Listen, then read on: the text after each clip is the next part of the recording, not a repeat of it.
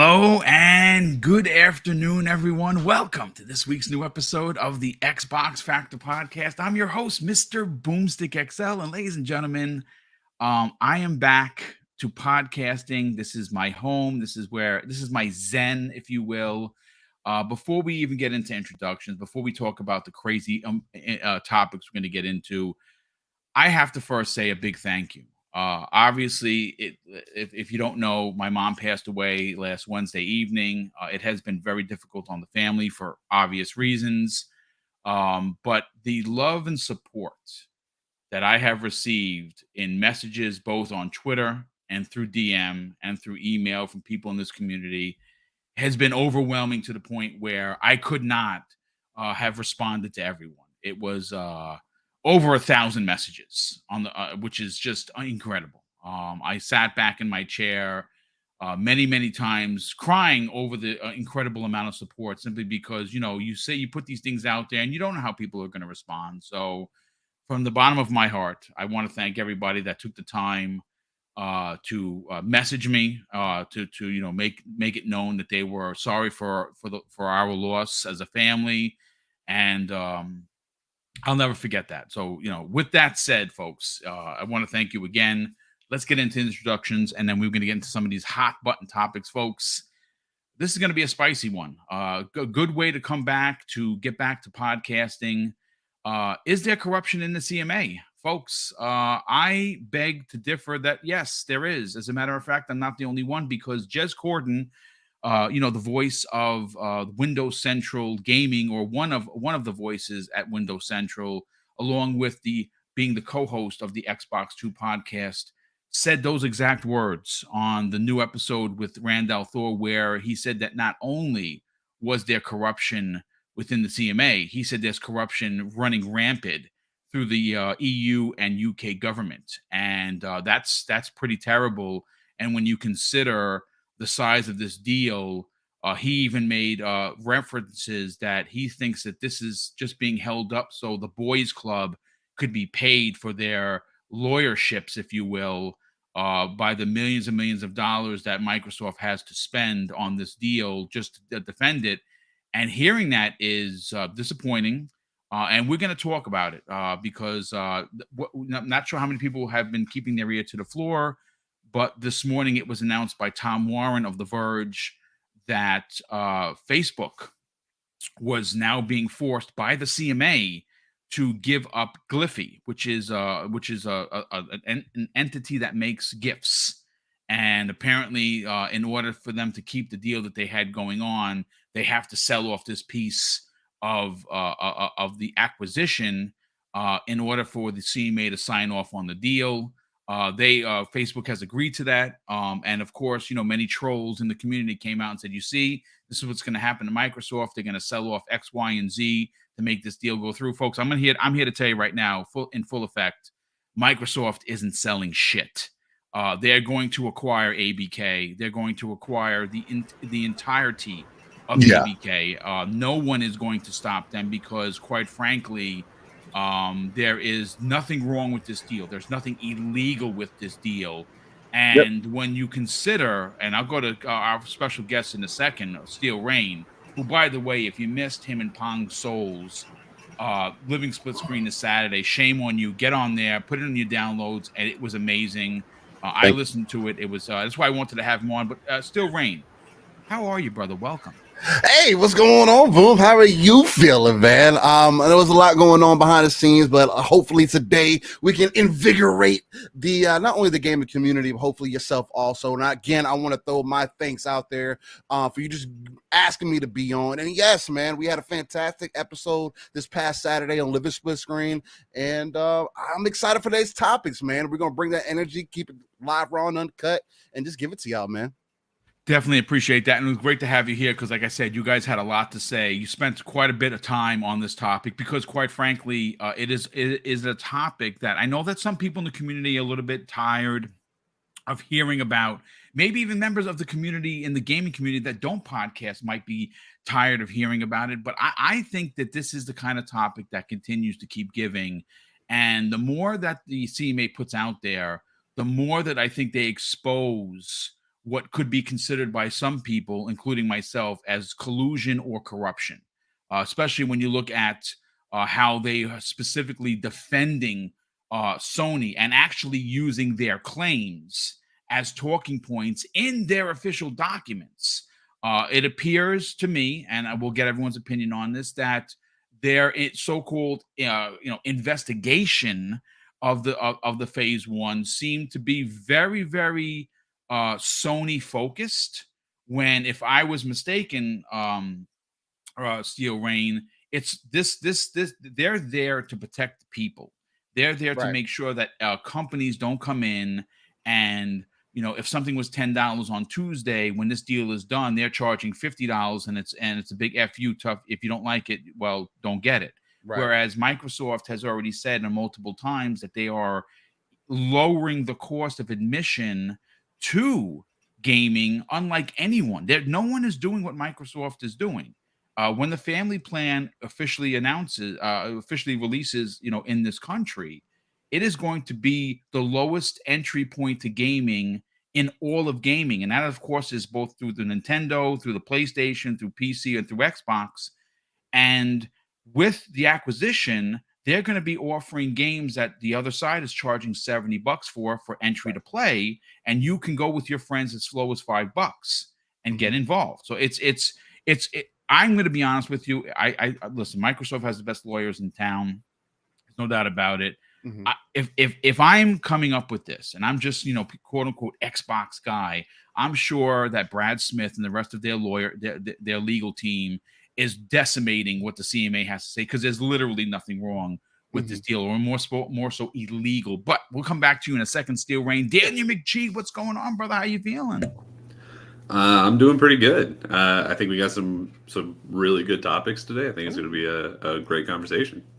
Yeah, it certainly is, especially because, Sony just announced today their DualSenseEdge Elite controller, priced at a hefty $200, folks. And a lot of people are, crying foul. And something, it's typical Sony. Like I said in a tweet earlier, it just adds to the list of things that Sony does to overcharge their consumers. And of course, I'm being one of them. I'm not buying that controller. If it would have been $150, I would have considered it. But Steel Rain, we're going to get you in a second about that, because you said something pretty interesting about it already has haptic triggers. What's the expense? We're going to get to that, because we're going to open up that with a second. But Infinite Umbra, what's going on, brother? How you feeling? I'm feeling good, Boom. And I'm with you on that controller part. I'm not buying that thing. And listen, I like the DualSense. I think it's a decent controller. It, to me, just doesn't touch the Xbox controller. And I mean that. And I know it's going to sound biased when I say it. And it probably has some bias in it, because I'm so used to the Xbox controller at the end of the day. Yeah. But offset thumbsticks automatically, that's an issue right there alone. I mean, when you're preaching the gospel, though, Umbra, I don't think that's like your opinion. I think that's just facts, right? It's just facts. That's true. I'm just saying. I love it. Hashtag scientifically proven. Scientifically proven. And then when I see the little pro thing, it's like, it doesn't really do anything for me. It didn't. Yeah. It doesn't wow me. So $200, whatever. Hey, to each their own. I wouldn't buy it. But I'm not going to be mad at anybody if they want to. But I mean, just kind of the price you can expect for some type of pro controller. Yeah. To be fair, but it's just not something I would ever do for PlayStation. I don't think the controllers are close enough to being worth that. But yeah, Boom. Other than that, man, I've been good playing gaming rather, and chopping it up with a lot of community members and stuff like that over the past week and such like that. And yeah, man, thoughts also to you and the family, of course, over the situation, and thoughts and prayers, of course. Definitely pray for you guys and such. And know it's definitely a rough thing. When I lost my grandmother, man, it's still something right now to this day that hits me. Still stings. Absolutely. 100%. Yeah. Yeah. But so definitely, and kudos to you for, not only being there for her through all this, because as you were, I'm like, you had to dip out of here plenty of times to go take care of things as a good son you are. Thank you, sir. I know it definitely, something you're bearing on your shoulders, brother, and it would definitely all here for you, whatever it may be. But yeah, definitely here to chop it up with you. Happy to chop it up with you guys here today about these topics, and of course our chat. Yeah, well, it's great to have you here, and I definitely appreciate the very kind and kind words of support. It definitely helps. And folks, I'm sure there's gonna be some people like, how could Boom be here? You know, this is for me personally a 2-hour block of my life that takes my mind away. I mean, I could be playing games like I'm playing obviously A Plague's Tale 2, which is, my God, that's really good. Like I'm quite enjoying it. It's exactly what I like. I like the single player, story driven, adult themed, real life looking graphics. Something that Sony delivers, and they're going to be delivering with God of War at the end of the year, which is I'm looking forward to.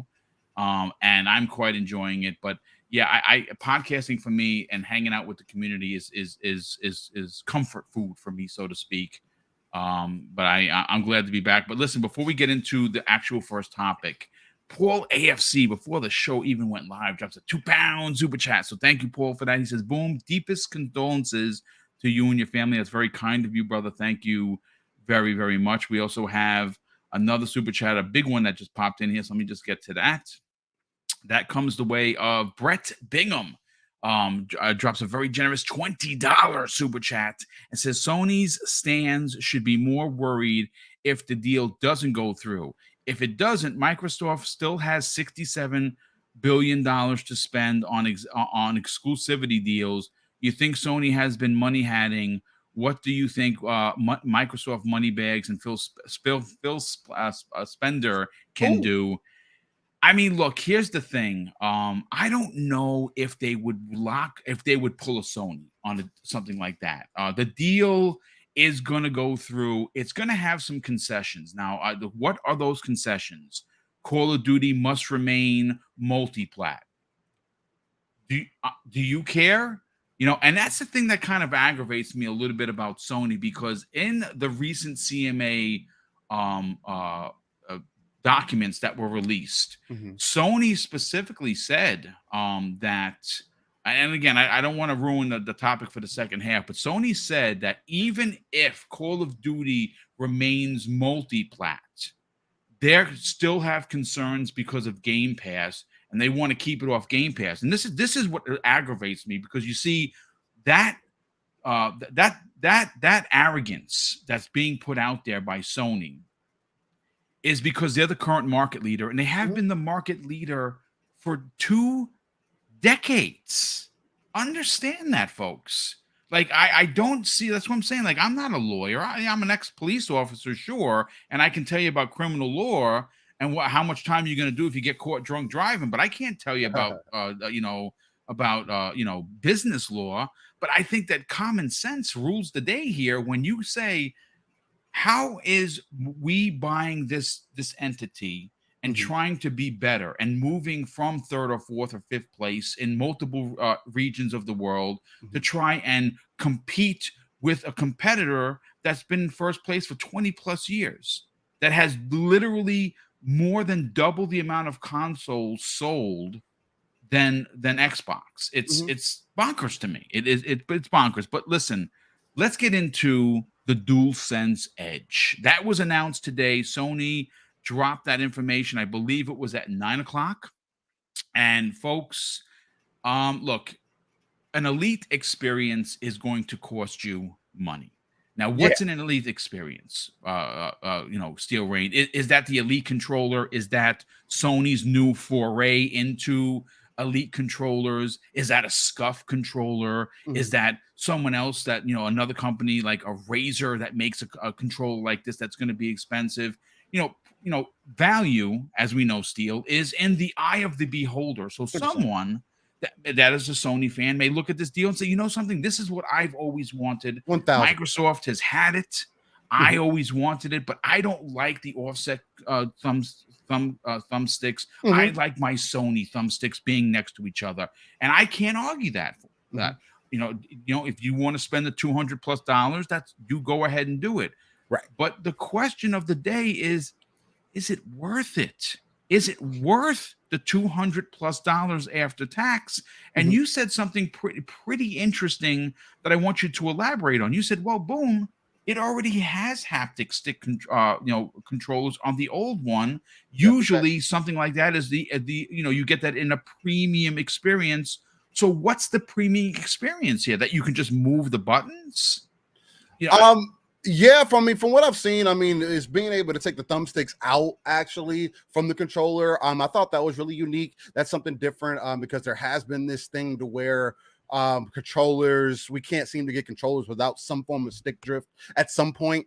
Even if it's very minor, it is still stick drift in most of our controllers. So that's kind of unfortunate, but it is another way for Sony to kind of capitalize on that. Hey, instead of getting a whole new controller, how about you just buy this pack for $30 to replace your sticks on your Pro controller that you just bought for $200.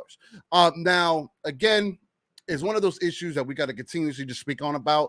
The other thing too is that a lot of what they're offering is exactly the same thing the Elite controllers are offering, and some of the other Scuff controller, Razer, whatever you want to go with.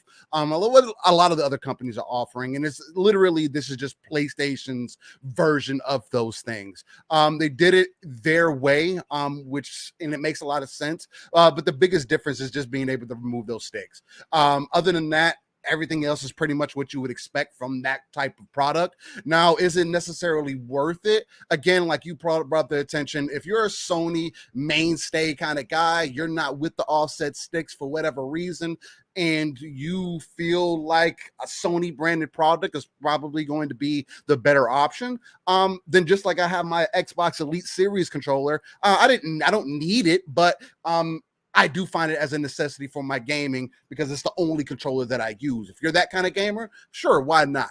Again, it's an option, but I personally do feel there are better options out there. Now, what I think would be probably preferable for me is if there was some form of an adapter or something I could plug my Xbox controller into the PlayStation 5, which I do believe there are some out on the market. But overall, Sony's going to try what they can to get that money rolling in. I'm pretty sure they looked across the fence and was like, man, Xbox just pushing out controllers however they want. And then also, I mentioned behind the scenes, the Xbox Elite controller in the design labs is pretty much the same price as I just paid for this one. White Elite that they tried to make seem like it was all inclusive. Get it now or it's going to be gone. The design lab controllers are pretty much the same deal. Core controller for $149, completely customized. $20 more. Yeah, $20 more.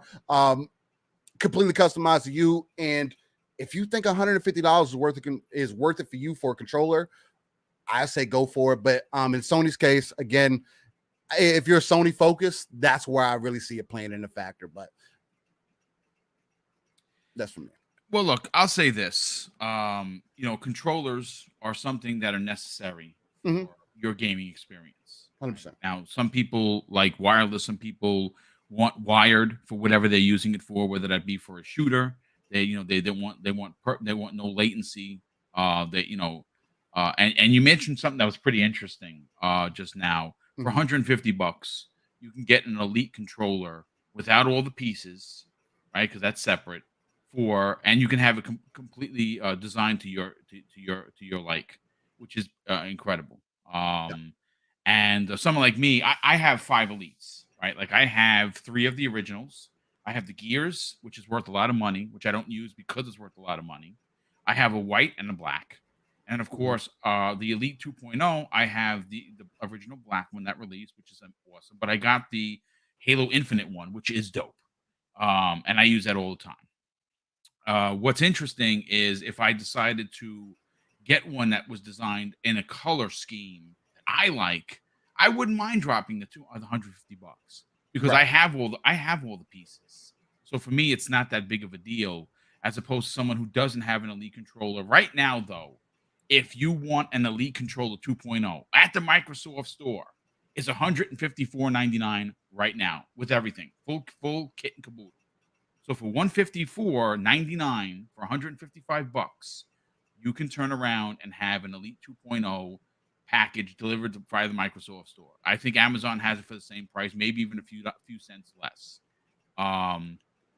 But listen, let me catch up on a few of the super chats that have come in. We have one come in from a very good friend of the program. He is someone that is one of the community members that I love the most. I think he is an outstanding representative of not only GameStop, but he is, of course, Gaming Forte. What's going on, brother? How are you? Long time, no time. We got to get you back on primetime gaming at some point. He drops a very generous $10 super chat. Says, hey, Boom, been super busy. Just stopping by to show my love and appreciation for you and your family. I'm heartbroken to hear about your mom, but I know that you're strong and you have your Xbox family behind you. Indeed, I do, and that's thanks to you, bro. Thank you for the kind words. Thank you for the generosity, and more so, thank you for being here. We also have Iman Burns, who's been a channel member for 9 months. He says, sorry for your loss, Boom. I lost my mom 28 years ago. Oh, man, dude, my condolences. He's like, I miss her all the time. All you can do is remember her with happy memories. Sony, don't spit your dummy out. Come on. But listen, brother, thank you for the condolences. I do greatly appreciate that, and the kind words definitely help.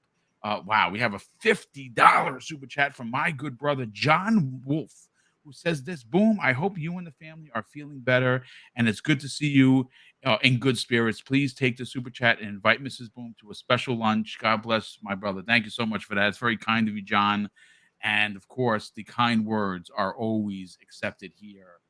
Shout out to Boss Mod Lethal Papa out there keeping these streets safe from, of course, the trolls known as trolls. So shout out to him for being here, and thank you for the kind messages you have sent me as well. Daniel, let's get your opinion on this, brother. Listen, controllers, important part of gaming. The question I have for you is the newly announced DualSenseEdge at $200 just to walk through the door. Man, it's kind of typical of what Sony's been doing. You know what I'm saying? I put it out on the socials just before the show went live, and I said, this adds to the list of Sony raking their players over the coals. And I mean, all we have to do is just say, well, look what they've done. $10 upgrade fee for games that you play on your PlayStation 4 to play on your PlayStation 5, right? To get stuff like DualSense controller usability, which I think is ridiculous because I've already bought the controller. Why should I have to pay $10 when Microsoft delivers it with free?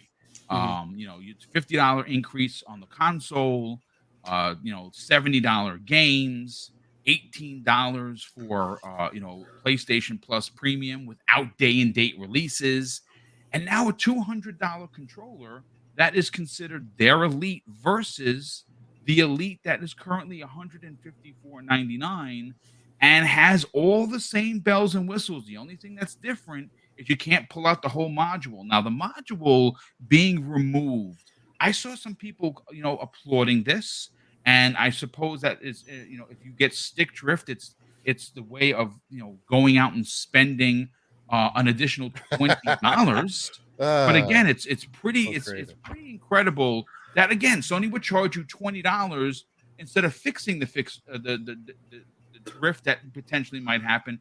What are your thoughts on this, Daniel? Yeah, I mean, man, so I already don't have an Elite controller just because it's a lot of money, and I think that the regular series controller is already good enough, right? Like I'm happy with it. I got an extra when I got the controller because I ended up having to buy a bundle. So I'm pretty sure I'm going to be set on those controllers for the entire life of that console, and happily so. So the idea of having to spend even more than that to get a DualSenseEdge, which is, by the way, an awful name because DualSense already sounds like a marital aid, and then you add Edge on top, and it's like, okay, all right. At this point, I think they're just doing it on purpose, and I don't know what they're adding to it that justifies that price, right? And maybe it's my own biases, right? Because I already don't like the DualSense controller. I think it's frankly awful, right? Like the haptic feedback is a cool idea, but it's not really supported. And I feel like in most games, like I listen to all these reviews, right?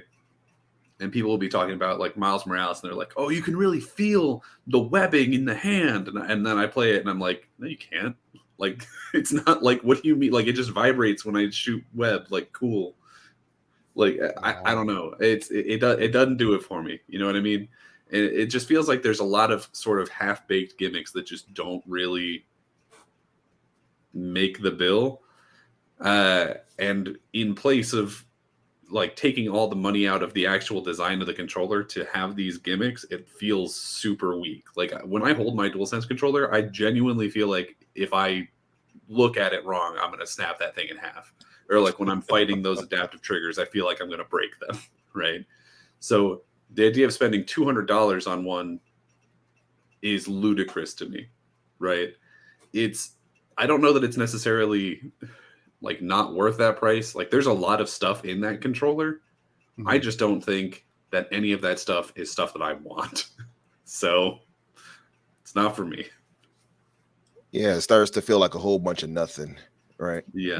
But my thing is, did you call it a marital aid? Is that what you said? Well, I wanted to be a little bit more PC with it. But yeah, I mean that's what it sounds like, right? I mean, DualSenseEdge. Come on, tell me that doesn't sound like something you'd see on a pink box in a bro store. Baby, look what I got for you. I mean, if you look at their VR products, I mean, they get it from somewhere, so it makes sense. I don't know, but again, it's just I try not to be too like cynical about these things because it's like it's for somebody, right? And I've already seen a ton of people that are like, man, I've been waiting on a PlayStation version of this, and it's like, I mean, like I feel you, but there are so many other better options if you're going to spend this type of money. And again, I feel you on that too, Daniel. It's like, hey, you're fine with the regular controller. So again, this is still for just like a certain audience. So it's just like, I don't know how necessary this is, but I guess it'll hold you over if you don't have anything else to speak on currently. So instead of console wars, controller wars today is what it seemed like. Oh yeah, right. And the other thing is, and I don't know if I'm right on this, so correct me, is I think I saw when they first announced the controller that it doesn't come with all of the extra pieces like the Elite does, right? So they're charging more, but not giving you all of the replaceable pieces with it when you buy it. Is that true or no? Oh, I didn't see that. From what I looked at, it looked like it came with everything for that $199 price. Maybe I just misread the part where they're selling because you can buy the pieces separately. So I wonder. Oh, if they're doing that, if the pieces are separate and it's going to be another $29.99 and it's still like $229. Yeah, okay, man. What are we doing? Yeah, the way it's set up is if you because I've watched the video several times. Okay. You know, I don't want to sound like a boob on here. You know, I'm not clowning on this thing. I'm personally not buying it. If anyone in the audience here, it's an extra 20. It's if you want to replace the stick part, which is pretty cool that it all comes out, it's an additional $20. So if you get stick drift, you can in fact replace that module because that's what they're calling it. It's a module. You can replace it. Or if you're under warranty, maybe Sony will send you one. But again, this is kind of Sony's MO that they don't stand by their customer, right? Like I could see them saying, "Oh, you know, you're warranted for 90 days, and let's say day 93, your module goes, and you're getting stick drift, and you call customer service." I mean, of course, if you're a premium member, you'll get, Comblage to get answered more quickly. We know about that with the Stars program, that you'll get better customer service. Again, more ridiculousness from Sony. But I'm assuming the module aspect is to make people, and it's man, I hate to, like you, Steele, I hate to be cynical because there's going to be some people that are going to message me. Yeah. Boom, you're always hating on Sony. Nah, that's not it. Folks, that's not it. They make it easy for you to have a distaste for them. I don't think I'm going out of bounds here by suggesting that the reason why you can have changeable modules is they expect the stick drift to happen. And they're going to charge you $20 to replace that stick. Now, some people are like, well, that's better than buying a whole $200 controller. And I hear you. If you say that, but that's no excuse for the amount of overcharging that constantly goes on. Umbra, take it away, brother. Let's hear what you have to say about this. The Elite controller, $154.99 right now. Some people consider it to be the best controller ever made. And I would agree with them. I happen to really dig it because I like the half pull triggers. I use that in all my shooters. I have it literally that all I do is just click it and I'm shooting and I'm bringing up the scope, the range to snipe or whatever I'm going to use for it. And Sony's now again, I think that the for me the most I like it, and I know a lot of people don't like it. The haptic triggers. People don't dig it. Some people think it's like Daniel was saying, it's more of a gimmick. I like it. I do like it, but see, that is already available in their controller. That's $70. So the question is, why is it an additional $130? Because you have modules? Because you can change the buttons? Because now you have the half pull triggers. The half pull triggers are key if you're a shooter fan. I love them on the Elite, and they're probably going to be just as good on the DualSenseEdge. But is it worth an additional $130? Well, not for me. That's the thing. I think if you're a diehard PlayStation fanboy or fangirl, and when I say fanboy and fangirl, by the way, I don't mean it in a negative connotation because I look at it a little differently than other people. But if you're a diehard fan of that console, maybe, and especially if you're like, really competitive. So if you're playing competitive first-person shooters or whatever it may be, I can see it making sense for them and somebody who's a primary PlayStation gamer. But seeing how I'm more of a primary Xbox guy, and I'm already not the biggest fan of their DualSense comparatively, at least to the Xbox controller, I just see no reason for it, man. And, it's like you said, they have those replaceable thumbstick modules and such like that. To me, I guess that does speak to some options at least. So if you have some stick drift or whatever, maybe you can replace those or whatever. That's cool. But then it does give me worry that they're not that secure as far as how the longevity of those things either. So I don't know. I'm torn on it. I guess we'll have to wait to see how it turns out. I mean, it's the same thing with the Elite. The Elite ended up having a lot of issues where stuff was peeling off the thumbsticks and things of that nature, and the build quality wasn't exactly up to the standards we've become accustomed to with the Xbox controller, the typical standard controller at least. So I don't know. We'll have to see on that. But I'm much like Steel and I'm much like Danny on this. I have no reason for it, as there is literally no reason for me to get that controller personally, and I still think Xbox's controller is still the best one on the market by far. And the reason for that for me is much like you, Boom. I'm a first-person shooter fan too. So the Xbox controller, and I have big hands, so that fits my hand perfectly when it comes to that. And for instance, the offset thumbsticks, which I mentioned earlier, they just feel better when it comes to games like that for me. Well, it feels better to me, period, overall, but it feels great, especially when you're playing first-person shooters. I tried playing a first-person shooter on PlayStation, and it felt, I don't know. It felt like it was my first time holding a controller at one point. I was like, what is this? Now, is that for you? Was that because of the offset sticks? Or I think was that the controller itself? I think it was the offset sticks for me a lot. That had a lot to do with it. And then the whole haptic feedback thing, it is gimmicky. Like Danny pointed out, nobody's really going to use that if you're playing competitively. They turn that stuff off. We all know it. Nah, that's a next gen experience. You gotta stop downplaying. And that's the problem I had with PlayStation, by the way, Steel, because this whole next gen thing. Oh, you can't bring your PlayStation 4 controllers over because they don't have the haptic feedback. So you got to get this premium experience. We all know it. That was bull. They just want to sell you on new controllers again and rake off the money from that. And that's one of the issues I've had with Sony, is just that anti-consumer nonsense that people will let them get away with versus Xbox, which let you continue bringing the Xbox One controller forward. And even from the Xbox One having the 360 controller move forward. That's the thing. And we've become accustomed to that. So when I see that on the opposite side where they're like, nope, buy new controllers, it just feels wrong. But I don't know, maybe I'm alone in this, but I actually feel like the DualShock 3, at least, I thought was a bit, it feels to me a bit better in my hand compared to the DualSense. I think the DualSense is smoother, but it doesn't feel as great to me in my hand when I hold it compared to the DualShock. Yeah, it's weird. I guess it's weird, but I don't know. Thinking about both, because I've used a PlayStation 5 controller plenty. And then thinking about that DualSense 3 controller, like from back in the day, it's like Mhm. I can see why you say that one feels a little bit better because it was more ergonomical as far as like being comfortable in your hands. The thumbsticks were a little bit more positioned in a place, especially for, like you said, like I got bigger hands too, so it only makes sense. Of course, I'm gonna go for the bigger controller, Right. or a controller that has offset sticks because there's no chance of something like that happening. And I play claw, so it's like there's so many things that go into that, which is just. I don't know. It's all personal preference. Oh, so you play the claw style. The claw. I haven't heard the claw in a while. Right. That's some old technical stuff. Yeah. Like, you know what I mean? You guys don't know what claw is here. I know the claw. Oh, yeah. Show a demonstrator. Some people don't know about what that is, man. It's where you got your finger on it. You always got it ready to go. You're always ready to go. You know if you play like that against me in Halo and you beat me, I'm gonna be mad. I'm like, how the world did you beat me? I play every game like that.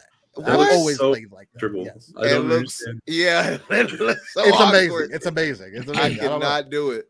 I blame Gears of War for it, but I mean, look, I like I said, I my brother uses all 4 of the triggers underneath. I don't know how he does it. I can't do that, bro. I use 2. I use 2 of them. I can use 2 of them. I have them there for my middle fingers. Okay, but it depends on what it is. It might be just for like a reload. Reload is easy because you just tap it and you reload. Yeah, that makes sense. You're good to go. I wouldn't use it for bringing up the reticle or the scope, or even for shooting. So again, to each is everyone's own. Right. For me, the most impressive thing about the Elite 2.0, at least the Halo one that I have, besides it looking incredible, yeah, it looks fire. Is the fact that it's nice and weighty in the hands. Yeah, I like the weight aspect of it. The half pull triggers are phenomenal.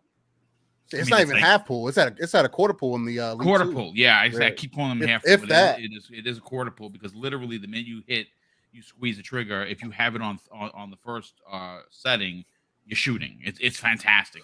Anyone that has never experienced that, and you are into modern day shooters, I highly suggest, especially if you play competitive. You're out there, in the Halo streets, or the Call of Duty streets, or even your Fortnite or Apex. You must own one of these controllers because it makes getting involved. You actually makes you a better gamer for sure. But so listen, here's the thing, folks. Okay. At the end of the day, it's $200 versus $155. To each is everyone's own. Again, I think what you get with the Elite controller versus what they're offering in the DualSense Edge controller, I think it's a better Xbox controller. I'm not spending the money, and I don't mind spending the money, folks. I got 2 PlayStation 5 controllers. I have the headphones. I have the system. I have the camera. I'm in the bag, folks. I got 25 games, so I'm all in on Sony.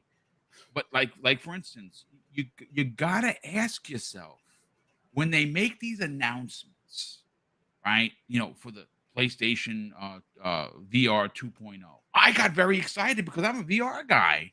But then when I learned that all 30 games I currently have are not worth anything but a coaster for my coffee, I kind of got a little bit disheartened. How much do you? First of all, here's my question. If the DualSense Edge is $200, and outside of a couple of modules and some controller heads that you can change and profiles, is it actually worth $130 more than a regular DualSense? See, that's a lot of money, $130, especially in this time, right? Yeah. Then you have to take into account the PlayStation VR 2.0. That's going to be a $500 device at minimum. I have a strong suspicion it's going to launch at $550. That's my take on it. I think it's $550.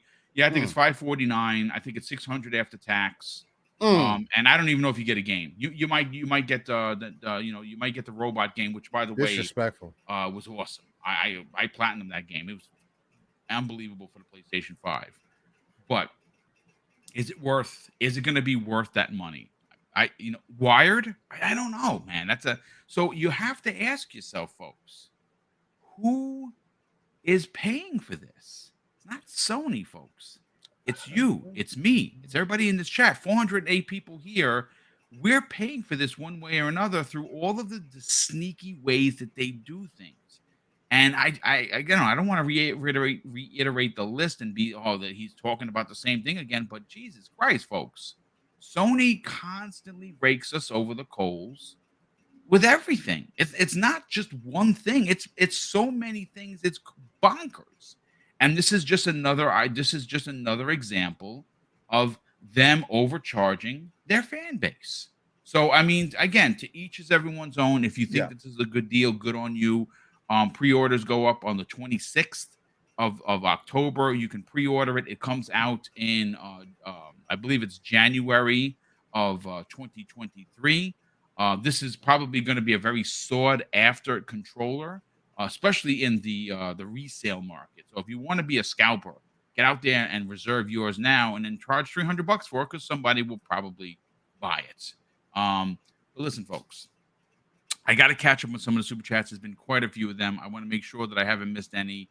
But folks, we got to talk about the CMA. Now, I know that there are several people, I said this in the opening, that are getting maybe a little bit, this topic is getting a little bit long in the tooth, maybe for you. And I don't seem to think so because, quite frankly, the importance of ABK for Microsoft is important to me, not as a podcaster, folks. Mm-hmm. Not as a podcaster, as a consumer. And here's why.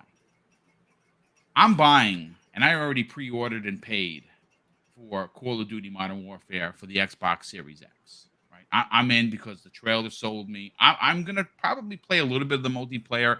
I'm not gonna go heads, balls deep in as if it was a new Titanfall, because Titanfall that's my favorite of all time. That and the Division, my favorite multiplayer of all time. But as a consumer, right? Especially, and I'm putting myself on the seat. Mm-hmm. I'm putting myself on the stand. I'm a retired guy, right? I have a pension. Now, my pension is good for a lot of things, but the pension has limitations. And with limitations, meaning how much money you can spend outside of your daily expenses, car insurance, your mortgage or your rent, your power, your food shopping. Inflation is a thing, folks. It's a thing, and you know what? If you're on a pension, and you got to be a little smarter with your money. Now, this week specifically, 2 games are coming out, or one is out and one's coming out on Friday. Plague's Tale 2 came out. That's a full price game, folks. But I didn't have to spend a dime. I just had to simply fly to New Zealand, bring my Xbox with me, download it there, come back to the States and start playing. Because, I have the money like that. I went to New Zealand and snapping fingers, right? But I didn't have to pay it. I didn't have to pay for the game because my service has it included in such. And it's worth its weight in gold just on that game. Has anyone played it? Has anyone enjoying it as much as I am? I'm only an hour into it. And I'm like, wow, I am blown away by how leaps and bounds Asobo has made the original to this one. This is why Asobo is a must acquire. Yes. Must acquire for PlayStation. I mean, for PlayStation, for Xbox. No, not PlayStation. Boom. I know. It was my mistakes. My mind playing tricks on me. You like that, right? That only old school people understand what that's all about. Oh yeah. But listen, at the end of the day, we got to talk about the CMA. But before we spend the next hour and 15 minutes on this, I definitely got to get to the super chats because I don't want to miss anybody. People have said a lot of nice things. Shout out to Risk It for the Biscuit, who is exhausted. He said that, he reached out to me personally. Big shout out to you, brother. I love you. Thank you so much for the kind words. And if I need, trust me, I will be reaching out to you. But I have a great support system in Mrs. Boom. And this community has been great. And you have been awesome, brother. So let me just catch up on the 4 super chats that popped in here. Jacob Novick drops a very generous $5 super chat and says, ordered P5R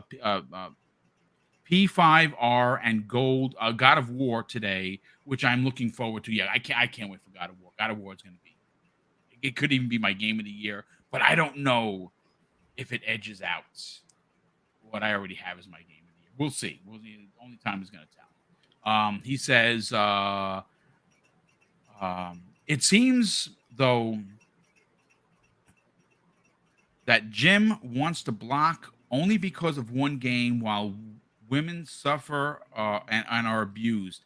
Yeah, I think what he's referring to is, and look, one of the things that is left out of a lot of the conversations in podcasting, it's something that we strive to keep in the conversation here in Double Barrel Gaming, not only because my wife's a part of the channel, because we're human beings. And I say this all the time, folks, is the human element, right? The human element is overlooked in a lot of these conversations. And what do I mean by that? Well, right now, and as we've learned, working for Activision, and in some cases Blizzard, has not been good, especially for the female demographic, right? We learned about the boys club that had a Bill Cosby room. Like, wow, really?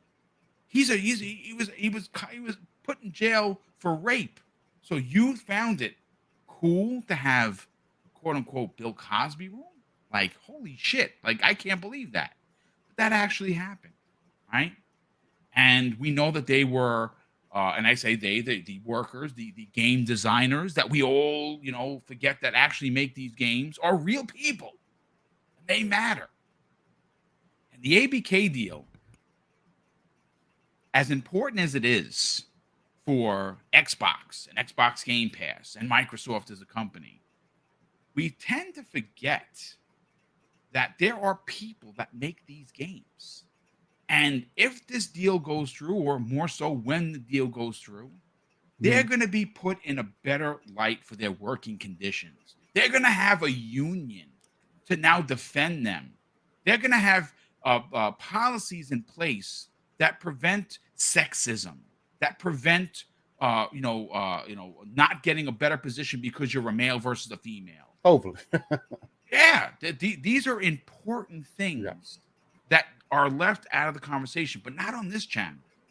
But let's get back. Let's roll this back. Let me catch up on the super chats, and we're going to get into why I personally, coming from law enforcement, seem to believe in my heart of hearts that there is, in fact, corruption at the CMA simply based on what they have said. Paul drops a very generous $5 super chat and says, curious to see how the Microsoft layoffs this morning will affect Xbox.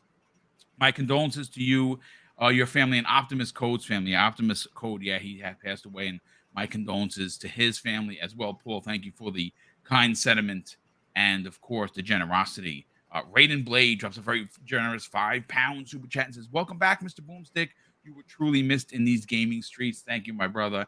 He says, my condolences to you and your family. Also to Optimus's Code family as well. Yes, Optimus Code, a prominent member of the community. He has passed on, and that is very sad. He had been sick for a while. I think he got sick right before Thanksgiving of last year, and it finally took him. So, of course, we offer our condolences to him and his family as well. Wolverine, XX Wolverine XX, just a $5 super chat and says, good to see you back. Again, condolences to you and yours. Hope things are good as well as they can be right now. Thank you very much for that, brother. Definitely appreciate it.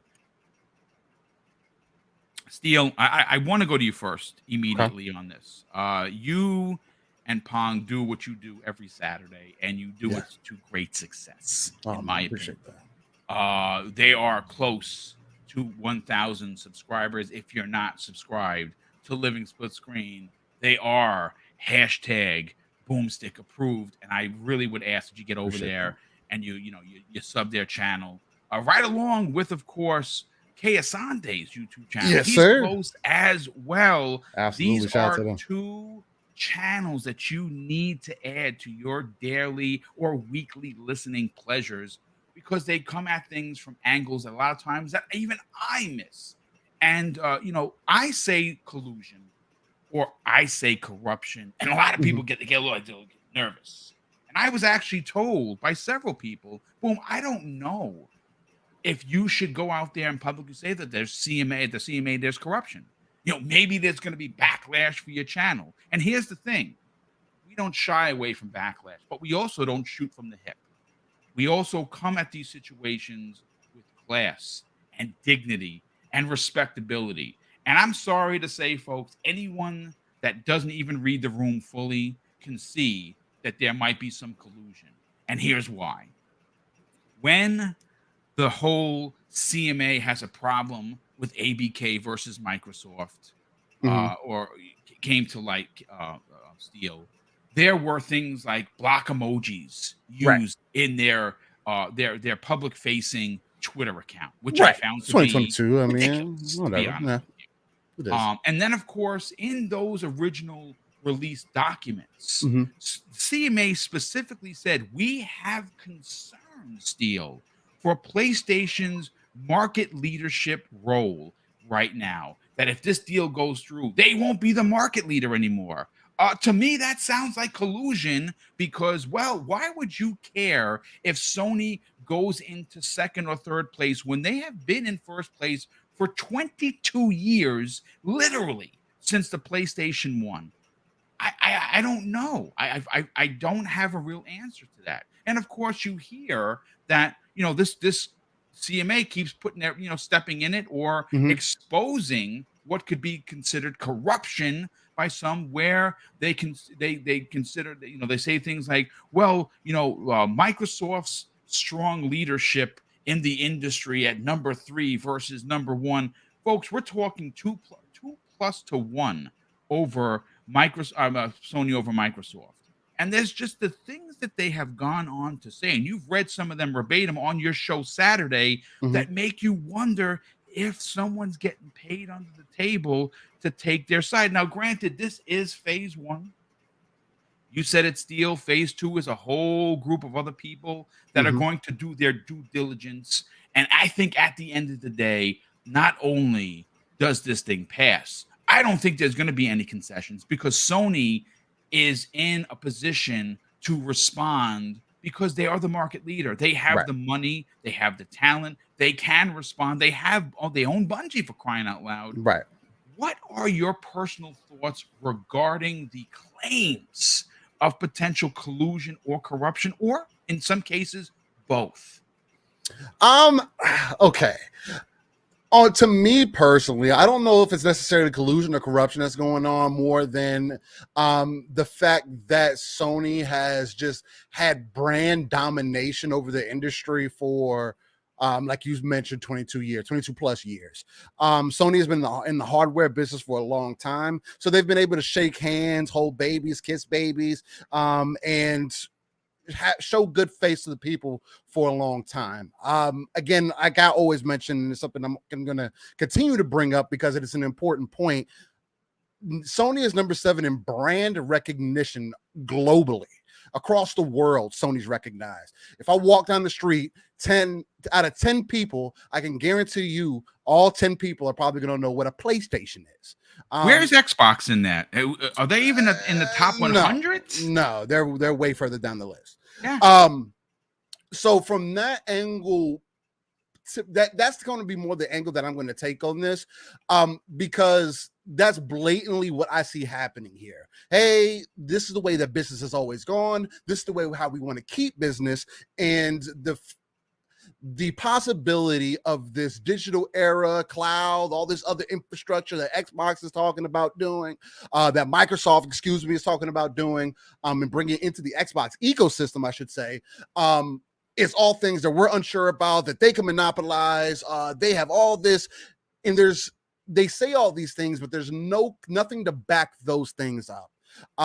And even in Microsoft came out and said whether this is fully true or not, we'll never know.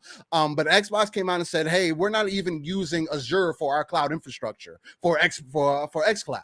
And it's like, oh, okay. And then Kay Asante talked about that. I believe it was on Primetime last week. About that exact thing also. And he brought up some excellent points about that. So if they're not using that, and technically Amazon is looked at more of the number 1 in the cloud space right now with AWS and their infrastructure, then there's really not an argument to have there to say, oh, well, we're looking at the future. Well, nothing as of late has proved that anything that Microsoft is currently doing within the gaming space is going to work. Now, there is information coming out now that, hey, we're finding out it is possibly sustainable. We don't know how much money they're spending and which way they're spending it. And we can break it down 3 ways from Sunday, and we'll still won't have the right answer. But that does not mean, from the numbers that we're seeing, $3 billion in a year just last year off of Game Pass on Xbox alone is impressive. So I can see why somebody in a business infrastructure, somebody who sees over these types of deals, right, would question everything that is going into the $70 billion deal. Right, it's the biggest in Microsoft's history, biggest in gaming history. So it is something that's going to get scrutinized and looked at every way possible. It's just it is dumbfounding to me to see Sony get as big of a pass, or to be allowed to kind of throw their weight around in the ring just because people know who Sony are. A bit because people like their products. No, not even love their product. Because that's what it's become. It's not I like it. It's I love this. This is part of my life. It's been part of my life since I was young. I know what Sony is. I identify with it personally. And you can't take that away from people, which is why people have these dramatic conversations, get all in their feelings about this console war shenanigans and everything else. But that's why you see people like Jim Ryan coming out and defending his brand, because that's who he works for. So he's going to make it seem that's his job. Exactly. That's his job steal. Exactly. So I always expect for those types of people to come out and express their feelings in a certain way. I just don't think that the way that it's been expressed currently, and again, it's not up to me, because Sony obviously is still doing something that's working, because their consumers still going to buy their products up, but obviously pleading with people is causing the conversations to start, right? There's more and more people talking about it. There's more and more people that are causing more questions to come up. Oh, maybe the future is in question. Oh, maybe the digital era, Microsoft's going to lock it all down, or they're going to be the Eye of Sauron, and we're going to have to forge the rings of power, and we're going to have to really fight this battle against the big old bad Microsoft, because you remember Windows. Oh, you remember when Internet Explorer, that was the only way that you can get access. Like, what are we talking about? Yeah. 30, 40, we're talking about years and we're talking about a completely different thing. You literally, I have to agree with you. I think that they don't have a leg to stand on some of the references that they're using. But that's why I was saying I don't think that there should be any concessions made. Call of Duty, no matter how you try to make it seem, there's tons of people who say, oh, well, you got to consider Call of Duty as one of those big games. Oh, it matters. No, it don't. Go make a game. It's not nobody else's fault that you picked on a bear. The bear woke up and is now ready to play. That's why they say don't play with the bear. Don't poke the bear when sleeping. Leave him alone. Exactly. Don't play with the bear, especially if you're not willing to go toe to toe with it at some point. And at this point, it's kind of coming across like maybe y'all should just play dead for a while, go to sleep, talk about Spider-Man when it's ready, because things like this, controller news, and all this other little stuff that you're dropping right now, it's not really helping with all the other news that's going on in the industry right now, personally. So, I agree. I look. Here's the thing, folks. You got to look at this from face value. When the Competition and Markets Authority came out on October 14th and dropped this tweet, right? And I'm gonna read the tweet verbatim. They said, we've outlined these key areas we're considering in our investigation into Microsoft's proposed purchase of Activision Blizzard. And of course, it was a short thread on the 3 key theories of harm, right? Now, what's interesting about this particular post is this was in response to Microsoft basically calling them to the carpet. And Richard Hogue, which of course is the owner and operator of Hogue Law, he put out something that I found to be, Daniel, very important to the conversation. And obviously, we're going to get your opinion on whether or not there is collusion or corruption potentially. I'm going to go over what Jez Corden had to say. But this is what Richard Hogue tweeted to the Competition and Markets Authority. Every single time you go out they go out with a Twitter thread, it looks more and more like PR politics stunt. This announcement is a non-event. We look forward to seeing the results of your phase 2 investigation. Now, during the Xbox 2 podcast, which of course Randall Thor, friend of the program, and Jez Corden, friend of this program as well, Jez Corden said, and I quote, that he thinks that the CMA is simply stalling this deal to have Microsoft spend more money and have their friends, he called it specifically a boys club at the CMA and in the UK and EU government, to have their lawyer buddy friends get paid an expensive amount of money to then go toe to toe with Microsoft. And he called it a boys club. He also said, Daniel, that he believes that not only is there corruption within the CMA, he called for corruption within the EU and UK governments proper, because he says basically they are for the pound. They're not for the people.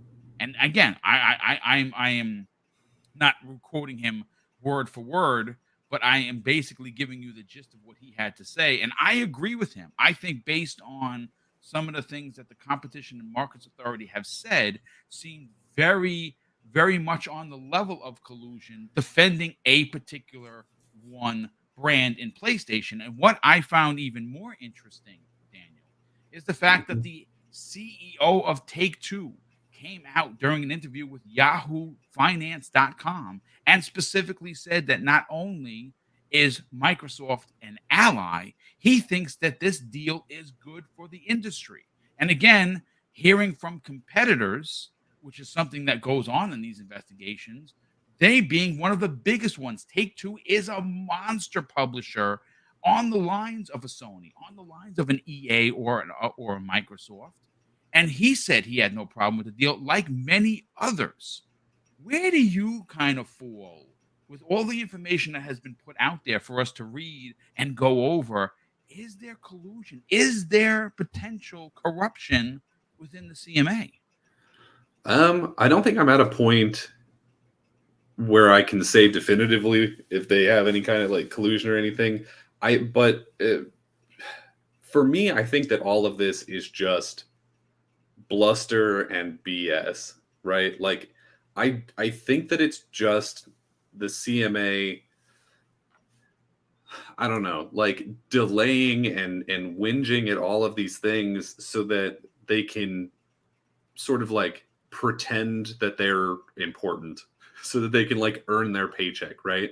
This to me feels like they're like, we have to investigate this as much as possible because we need to send this up to our lawyers so that our lawyers can get paid. And we have to do, like, you know what I mean? It feels like that sort of thing. It feels like when you go to the mechanic shop and you're like, I think I have a flat tire. And they're like, actually, your entire axle is messed up. We're going to have to replace that whole thing. And you're like, no, it's not. Right? I think we lost Boom temporarily. Yep, we lost Boom. He's going to come back.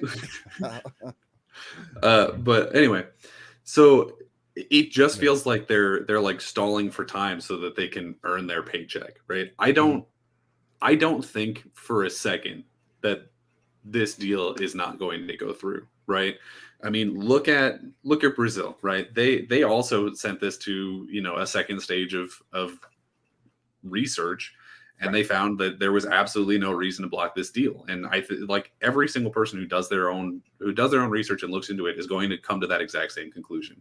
You know, I don't even think there's going to be any concessions made to this. I don't think that the CMA is going to be able to argue, like, you can't put this on Game Pass. You have to keep this on PlayStation in perpetuity. Like, that's never going to happen, right? And if they even attempt to do that, then Microsoft is going to come down on them with an ocean of lawyers like you've never seen before, right? Like, they don't have a leg to stand on. So if they try and puff their chest up and say that they do, they're going to get smacked down, right? And I see a lot of people pointing at this thing with Meta and Giphy and being like, this is the same thing. They blocked this, so they'll block that. And it's like, these are not the same. These are not the same on any level, right? Like, we're talking about a company that is in basically last place, buying the ability to better compete with first place. And first place is the only person in the entire affected industry who has any amount of issue with it, right? They're the only people who are talking negatively about this deal, the only people who are answering these questionnaires in a negative way. Literally every single other group is like, we've heard it from 2K, we've heard it from EA, we've heard it from literally everybody else in the industry being like, this deal is fine. Like, this is not going to affect competition. If anything, it will better competition. And that's true, right? Like, I don't know if I can go as far as saying that this is collusion. I think that it's just they're talking a big game so that they can make more money, like looking into this deal and sending it up to more and more people, right? So corruption then, right? Possibly. I think it's, I don't know if it's necessarily even like, you know, corruption. When I think of corruption, I might be off base. When I think of corruption, I think of like the Gotham police, you know, where it's like, they're that's what I kind of with think the of too. Falcons or whatever, right? And I don't know if this is on that level. I think it's literally just like, it's like the legal version of upselling at a restaurant. Like, oh, but would you like fries with that? Like, I think they're just stalling to make more money. You know what I mean? And I think that if they continue doing this, it's just going to bite them in the ass, right? They're going to come out and say, hey, you guys need to do this, or you guys need to do that. And then Microsoft is going to sue them either for not having a leg to stand on and demanding things that they have no right to demand, or simply for wasting their time. Both of which are completely valid. I mean, we already saw, what was it, Amazon or something that sued the FDA or whoever for the exact same thing. Boom, you're muted. But like, I think the CMA has. I thought they got you for a minute. Boom, I didn't know they got him. They were like, ladies the and collusion gentlemen, runs deep. We got him. They're British, though. Wait a minute, ladies and gentlemen, we've got him. You stupid. Yeah, he's still. I think you're still muted. Boom. He said, give him a quick second. He's gonna get the CMA off his back. Yeah. No, when I reset my PC, what wound up happening is it reset to my capture card. It always does that. Gotcha. I'm back.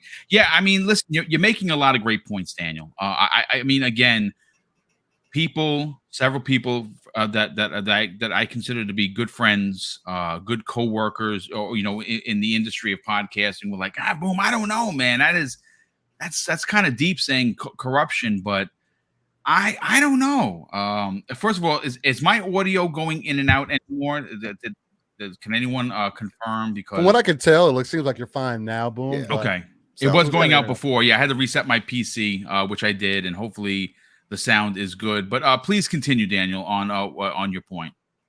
Oh no, I mean that was pretty much all of it. It's just like, there's so many people who are looking at this new thing with Meta and Giphy and are thinking that this is it. This is the final straw. Like, this completely unrelated thing means that this deal isn't going to go through. And it's like, that's not how this works. Like, they're completely separate cases. They're completely separate companies. Yes. Right? Yes.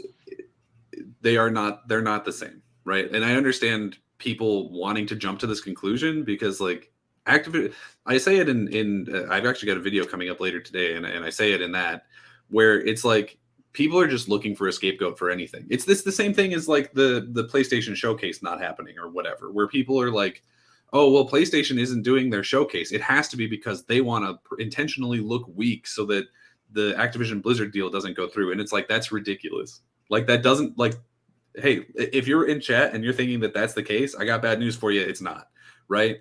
If any of the trade commissions were at all interested in like the breakdown of who had how many exclusives, all they have to do is ask Sony for that information, and Sony has to give them that. They have to give it to them. Yep. Like, I'm sorry, Joe Schmo at the CMA is not going to watch a PlayStation showcase and be like, oh, I don't know, man, maybe Xbox has a chance. Like, that's not like, come on, like, that's not how this works, right? It's it's just because Activision Blizzard, like the acquisition of it is this, it's the biggest thing in the games industry right now. It's the thing that everyone is talking about, to the point where I think a lot of the people listening to all various podcasts are probably starting to get a little tired of hearing about it, you know? And I want to add something to what you just said though, Danny. Sure. And I agree with you. The average schmo CMA guy, whatever, right? Or should I say the Brit? I don't know. Either way, the average guy over there in the CMA, of course, like you said, they're not going to know these things, right? But then I think, isn't that their job to know that though? Well, it's not. Sorry, I don't mean that they won't know. I mean that, like, whether or not there's a showcase, they will know, is what I'm saying, right? Right. It's not like they're not going to sit down and watch the showcase and be like, oh, well, they got the exclusivity for Silent Hill. Oh man, like we got to put this I get thing that. through, Yeah. right? You know what I mean? I was talking like, about as far as exclusives and owned and things of that nature. And the reason I say that is because I hear them talk about, and I only bring that up because I look at this supposed, research that they did. And the more you look into it, it seems like they did no real research at all when it comes to comparing the MAUs with Microsoft and Sony. Right. When it comes to comparing the market leads compared to the two, and with Nintendo involved as well, when it comes to looking at how this would affect Sony versus Microsoft at all. Yep. It seems like a lot of it is just heavily favorable to Sony, and all of what it's saying. You got Hogue Law saying this too, so it's not something that we're all just like, oh, you're just a fanboy, you're saying that. Even somebody who's I'm not a trained lawyer, in it, right? If I say something and Hogue Law says the opposite about mergers and acquisitions law, take his word, because he knows what he's talking about more than I do. Right?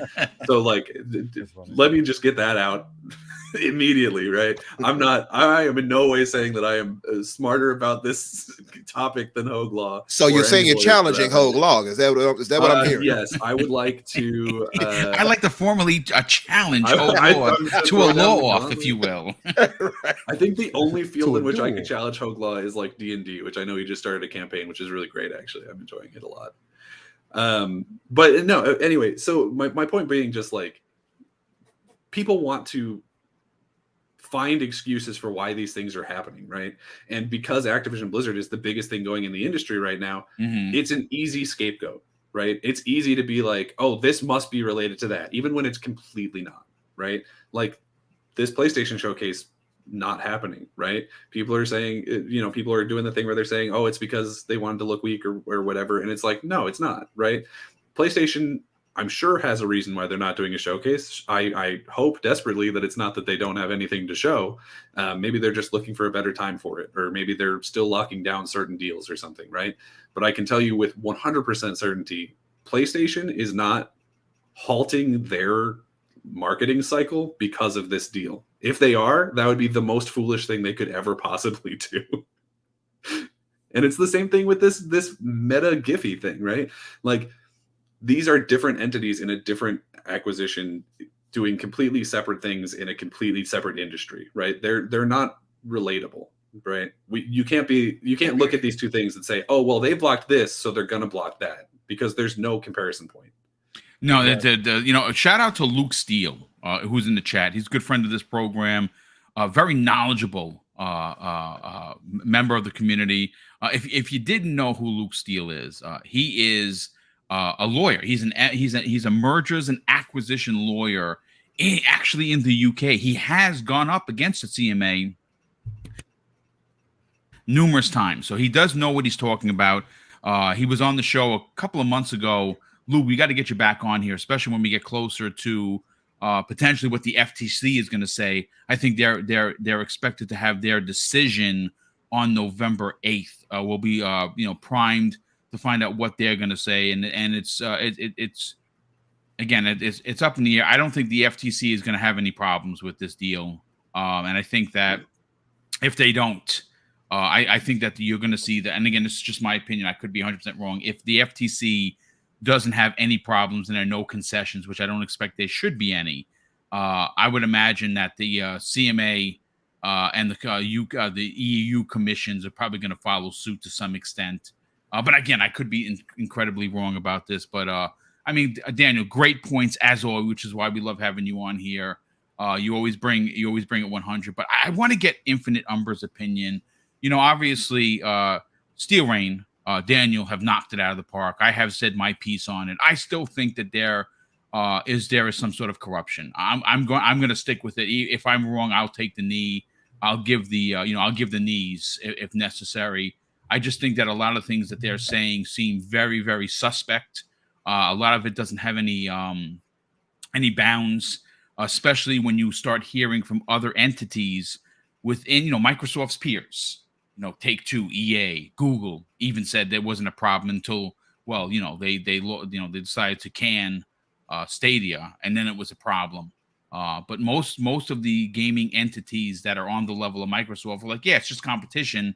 There are plenty of other, first-person shooters that could take the place of Call of Duty, even if it became first party and stayed exclusive. Even though Microsoft has already said that it doesn't make financial sense to make it exclusive, and it's not going to be exclusive. It is going to be on PlayStation, and I personally don't care because that's not where I play. I play on Xbox Game Pass, so I'll just have to press download and play. So what are your thoughts in regards to the assumption of mine that there might be some collusion or corruption here, or potentially even both? Well, listen, I live in Chicago. We have some of the most corrupt politicians, police. That you do, sir. That you do. And I say this wholeheartedly. I've seen it in person. I mean, we had a whole police secret station where they would take people without reading them their Miranda rights and things of that nature. So I know corruption, right? And even then, that's only surface level for me. But that's deep rooted here in Chicago. I think we have this weird thing as people where we kind of seem to think because we are good people and we wouldn't do these things that, well, they're a government body. They wouldn't do this. Says who? Money talks in every walk of life. As far as things go, as far every walk of life, if there is money involved, absolutely. It's unfortunate, but it's true. If money is involved, you can absolutely move mountains with it. I don't know why people get this thought that because they are supposed to be regulators, that lobbyists, which is more or less bribes, let's just be real. We've been talking about getting them out of politics here in America for a long time. It still hasn't happened. And the reason it won't happen is because these corporations are funding these politicians all the time. They're putting millions in their pockets. Who's to say that they couldn't do the same here with the CMA over there? Is Britain, are they, or the UK, are they above being bribed by lobbyists? Are they above being paid off in a way to kind of, look up? According to Jez Corden, corruption is running rampant through the UK and EU, and that's coming from someone who lives there and is a staple journalist. In this industry, folks. And there you go. And I spoke on this before, but when we talked about this, and I said, I don't know why people seem to think that they couldn't be corrupt in some way, that they couldn't be bought off. That's why I did the whole, Jim Ryan voice and all that. Like, hey, oi, let me speak to you for a second here. Listen, I could slide a few things in your coffer, but you're gonna have to play ball, mate. You understand me? The mate was Australian. I've been around risking it too long. Anyway, but but still, like, there is no such thing where people are just uncorrupt or could not be bought off in some way. That does not exist in this world. I think people need to get that out of their mind, just to say that for one. And we've all thought this has looked shady from the start with some of the things the CMA has said. Somebody else asked in the chat, I believe it was the good brother Counter Striker. He mentioned, oh no, it wasn't Counter Striker. I'm sorry, Counter Striker. It was somebody else. He said, why does this matter so much to people? Like, why are people so invested? Talk about it. Well, for me, I'm a Game Pass subscriber. Boom, you've heard me plenty of times. I'm greedy as hell. Yeah. If I can get these things to come into Game Pass and I don't have to pay some additional price and I get these things day and date, I am always going to be on the side of Microsoft here because those games come there and that's a service to me. Yes. I'm getting extra there. I'm never going to. So you care because you're a consumer. Absolutely. So I care because I'm a consumer and I am getting something out of this at the end of the day. Whether they raise the price eventually or not, I'm still getting something at a discounted price with hundreds of games given to me, quality, AAA, AA, all of that. I'm never going to be like, I need them to CMA to really do their due diligence. I do not care. I just want to put that out. So that's a bit of bias on my end. Can I just add something to your incredible conversation? Clark Osborne in the chat puts this. I live 4 miles away from Parliament in London.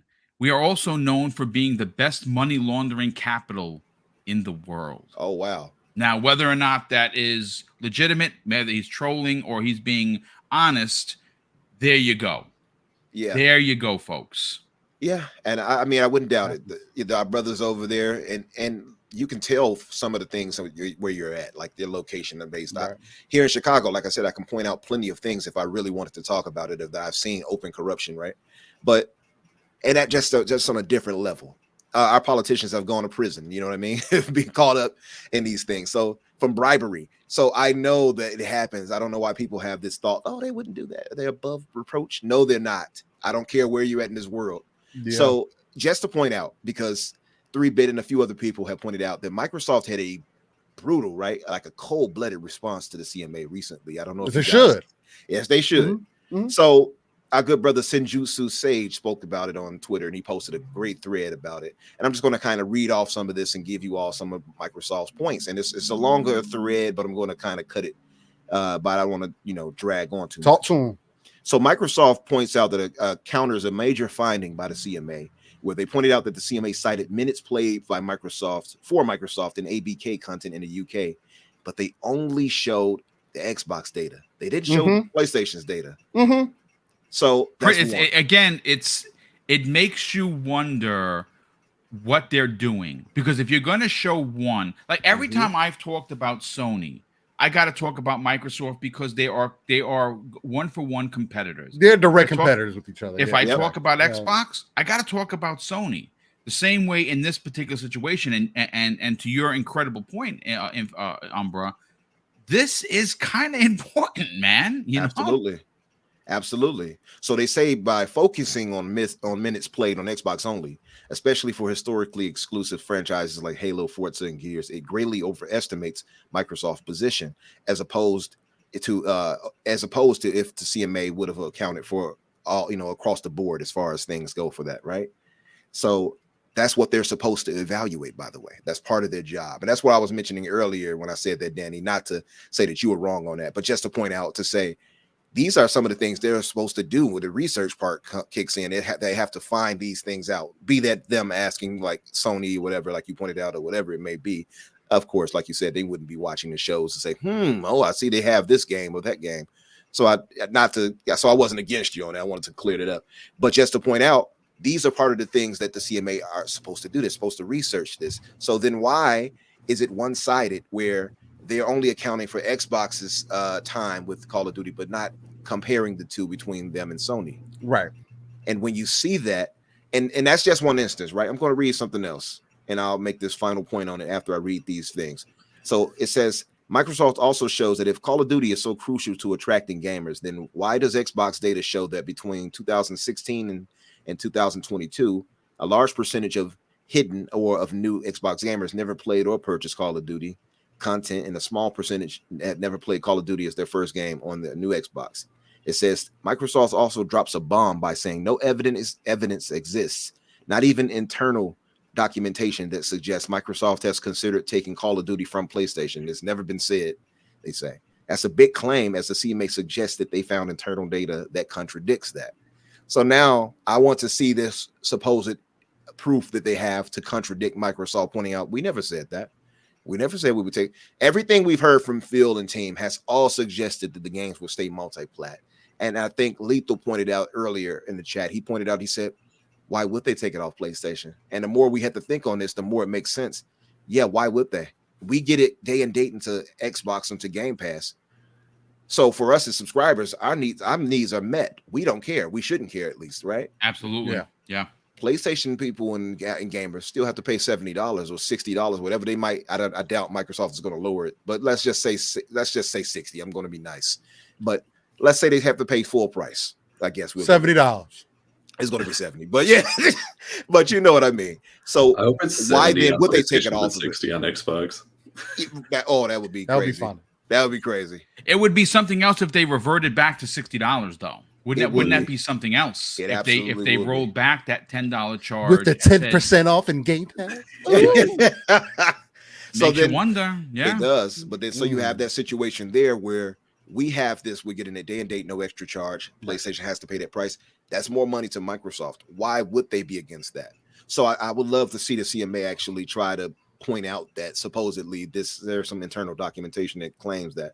And that's where I say it seems to be some weird bias that doesn't account for Microsoft's side of things, but only points out what PlayStation has claimed, which goes into those. Well, they use some of Sony's actual talking points exactly in their internal documents that they put forward. That, see, again, folks, look, what we're gonna do is once Umbra is done, there's some incredible comments from people in here. I want to address them. We'll take them as questions, and we'll have the panel reiterate them. But think about this for a second, folks.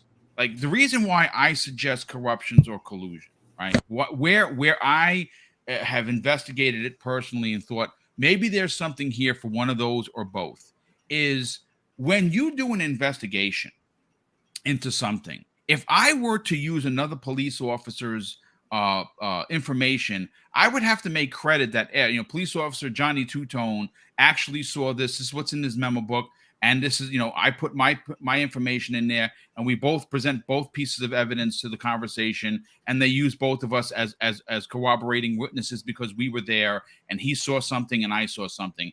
If you look and read at many of Sony's actual complaints, it almost seems cut and paste for what has been in official CMA documents. Am I the only one that finds that to be suspicious or strange? Like, why wouldn't the person writing up this actually put their own personal thoughts into it, not using word for word what Sony has to say? I can't be the only one that finds that suspicious. I'm sorry. It's very odd. It's very odd. And we all saw it. When I read it, the first time when I read that thing, I was like that reads weird. It reads like Sony wrote that. Exactly. It read really weird. And like Danny pointed out, we don't ultimately know that there's corruption, but I will put my money on it and say that there might be. I don't think they're above it. I don't think that they will be above, looking the other way or trying to give some concessions to Sony here and there to allow for certain things. I don't think that's impossible, but I mean, you could also, to play devil's advocate, that could go for Microsoft too. To be fair to those that 100%, absolutely, no one is above corruption, and money does turn people evil. That's a fact. Yep. So I'm going to wrap it up with this, just to point out. So he says, and I knew this had to come up. Activision Blizzard would know the PlayStation numbers, yet Sony is claiming much higher figures of revenue tied to Call of Duty. Sony's obvious self-interest in this case means that its submissions must be carefully scrutinized, Microsoft's lawyer says. So Microsoft went there. They're outright accusing Sony of falsifying data that they sent to the CMA. They say either that is what Sony is doing, or Sony has somehow been getting extra Call of Duty revenues and have illegally withheld Activision Blizzard's fair share of that money.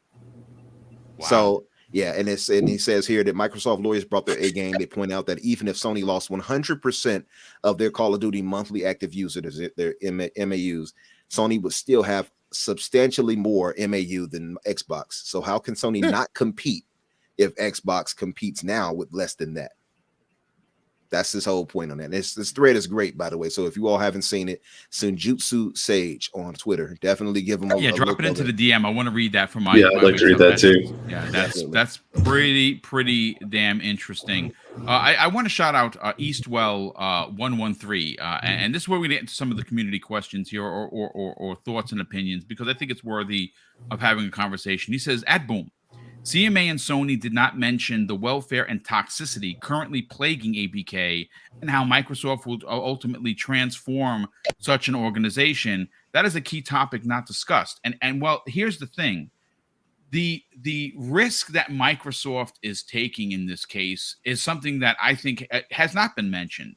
But the fact that they have sided with the developing community, the human aspects, the human element of the conversation, by saying, you wanted a union, we are going to allow for a union for the first time in gaming history. Now, voice actors and actresses have a union, but game developers do not. And Microsoft is taking major steps to change a situation at ABK that is in fact toxic, because the workers, the actual people that make the games, did not have any rights, did not have anyone defending their everyday workplace complaints and situations. That's how Microsoft is taking a proactive aspect in it. Many people that were accused of these heinous crimes have been fired. The minute this deal was announced, there was a plethora of people released from Activision and Blizzard. People were removed, people walked away, people were fired behind the scenes, and new people, specifically probably Microsoft people, are going to be put in these places to make sure that there is positive change. Mm-hmm. So, I mean, is that a part of the conversation for the deal? I don't necessarily know, but Microsoft has come forward and already talked about the fact that, yes, Bobby Kotick, the devil himself, is not going to be there once this deal is done. He is going to be given his golden parachute, and he is going to leave. Anybody on the panel want to address this? Don't everybody speak at once. Yeah, Boom. yeah. Boom. Ask that one more time, because I was still sitting here reading like a no, it's okay. What Eastwell 113 says is that the toxicity currently plaguing ABK and how Microsoft will ultimately transform such an organization is a key topic that Sony and the CMA have not discussed.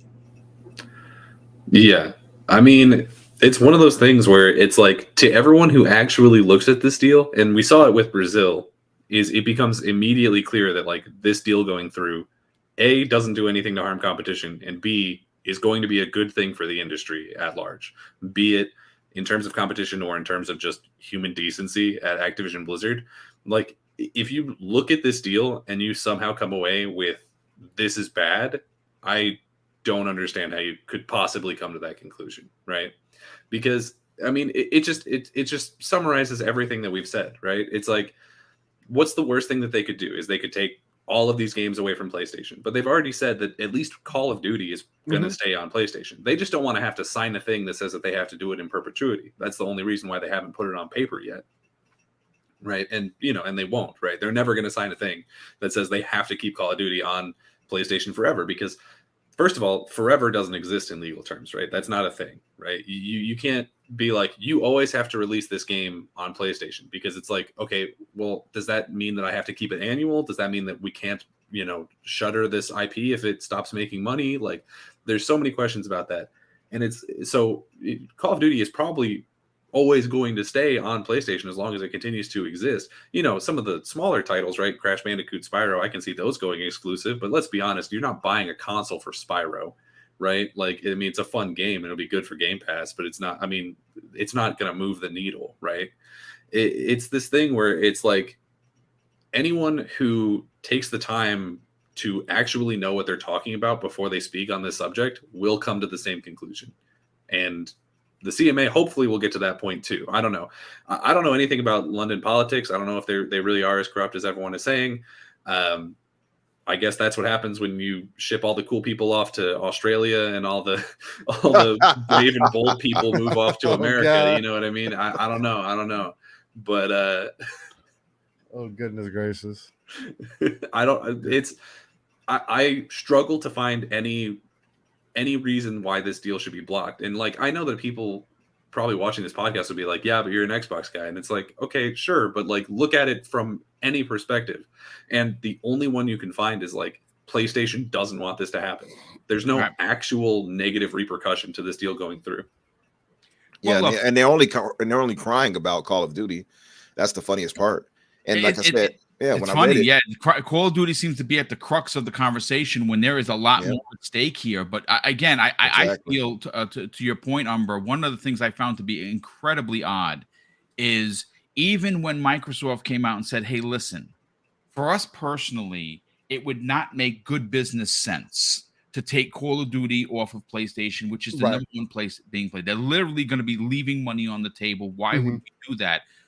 Sony then comes out and says, well, even if Call of Duty is multi-plat, we still feel because of Game Pass, it's going to be a problem. Then you need to do better. You need to compete, Sony. You need to offer your customers day and date. And they don't want to play in that field. Trust me when I tell you, folks, The only reason why there's a PlayStation Plus Premium is because It's for the game. Microsoft has Xbox Game Pass, Mhm. and they were left at the at the prom without a date. That's what happened to Sony. So they were literally forced into making this move. And what's crazy is people seem to forget that they bought Gaikai for $300 million and started a service 4 years before Microsoft did in 2014. PlayStation Plus, folks, or PlayStation Now, as it was called. Now it's PlayStation Plus, but PlayStation Now came out years before Microsoft decided to, in 2017, launch Xbox Game Pass. So they did what Sony normally does, gentlemen. They give up on something the same way they gave up on the PSP and the PS and the other handheld and PlayStation VR 1.0 to now charge us for 2.0 without backwards compatibility. Sony has done what Google has done for years. They start something and they don't finish. And they don't want to be in this realm because, quite frankly, they can't go toe-to-toe with Microsoft when it comes to day and date because they are stuck in their old way of doing business where Microsoft is doing something that is considered competition in any realm. They are looking to push the industry forward. Mhm. And in doing so, Sony does not want to adapt because they like the traditional way of making money. And that's not Microsoft's problem. That's a Sony problem. Yeah, it definitely is. It's definitely a Sony problem. And I think my biggest thing, well, just to touch on the point that you're hitting on, Boom, is that because I know a lot of people, there's people in the chat and there's people out here in the community, whether YouTube, Facebook, whatever the case might be, that always try to make it seem like it's a console war thing more so than anything. That I know that this show is called Xbox Factor, and we tend to be more Xbox focused and everything like that. But literally, this deal is much bigger than a console fanboyism or anything else like that. This deal is literally telling the community or telling the people who are invested in gaming that there cannot be any other competition outside of Sony. If Sony is not number one within the gaming space, nobody else can be. And that is the problem. If you want to take that as console warring, man, maybe you need to go find a different hobby. I don't know what else to tell you, how to break that down to you, but Microsoft has never been number one. They've never been number two. Sucks. They're fighting for number three. For the attention for the community, for their consumers. Microsoft has went this direction, putting games day and day in their service because the old model does not work anymore. People do not buy games. As much people want to come out here and say, oh, why don't we buy games? People should buy more games. Y'all have been saying this for 30 years, and people still do not buy games. Sure, 20 million copies of a game is great. 5 years for a game to sell 20 million copies is piss poor. Excuse my language. In 2022, it is unacceptable. The head of Sony has come out and said these things. That's why games are coming to PC. That's why Xbox is doing what they're doing. There has to be a different way. There's 3 billion gamers. I will make this point again. Why is console and PC gaming capped off to 500 million? Because we refuse to grow, having these backwashed conversations over and over and over again about console wars instead of trying to actually grow the gaming community. That's the problem. Y'all don't want competition. You want what you like. Just because you like Jordans does not mean I need to wear Jordans. I'll wear Adidas. I'll wear Reeboks. I'll wear Filas, whatever I feel like wearing. As long as they clean, it's not what matters. As long as they serve a purpose for me, isn't that what matters as the consumer? Indeed. Yeah. What's the real conversation that we're having here? And that's what irks me about it, because it's like nobody else can do this. Come on. Well, guys. you know what? Let me bring up another point. And this is, I first of all, we got 515 people here, which is amazing. I want to thank everybody that's here. If you're new, you're finding the channel for the first time, check out Double Barrel Gaming. I've become a full-time streamer. I do this 5 days a week, Monday through Friday, all different shows, all different panels, all different topics. Counter-Striker, who is a Sony. He's a Sony dude, and we appreciate him here. We've said this numerous times. He brings up great points. Yeah, and he brings up another one that I want to talk about because I think that this is the point worth discussing for the remainder of the show. He says this: so earn it. Microsoft isn't entitled to being number one, and I want to answer that, and I'm going to give that to the rest of the crew here. I say the same thing to Sony. And I counter your point, Counter Striker. Sony needs to not be entitled to being number one, which they are used to. Folks, I said this in the opening. We've had other people in the panel say this. Sony has been in first place in console sales for 2 decades. They are number one in digital sales. In some countries, they hold the market 80% to Microsoft's 20. That in many circles is considered to be egregious. In some places, they would even suggest that as being illegal because at that point, it's only Sony that has a say in the conversation. I thought that that would be considered to be monopolistic. Monopolistic. Thank you very much. I couldn't get the word out of my brain. But to that point, Microsoft is trying to be better. They're buying a bunch of studios that are going to make new first-party games. And in this acquisition, yes, Blizzard is a part of it. Activision is a part of it. Call of Duty is a part of it. And you know what? Sony is no different. They had all the companies that they worked for did make games that were first-party, and eventually they purchased these entities. Mm-hmm. They wind up becoming first-party studios. I mean, for crying out loud, they just bought Bungie for $3 billion. Bungie said that they're going to make things multi-plat in regards to Destiny, but they never specifically said that a new IP isn't going to be locked down to just Sony. I would imagine that it would be. And they are working on a new IP that's not Destiny. So you think that Sony spends $3 billion to only get, shared scraps? No, I think that at the end of the day, they are going to work on and potentially could work on the Call of Duty killer because they do have the chops to make a first-person shooter, which they should. And at that point, this is where the conversation turns as to, well, why isn't Sony competing to bring SOCOM back in a new way? Why not give SOCOM to Bungie, let them change it up from third person to first person and make a challenger to Call of Duty? Boom, real quick question. How long does it take to usually make a game? 5 years. Have you heard about any of those games? No, we have not. So they're not close. No. Whose fault is that? That would be Sony's fault.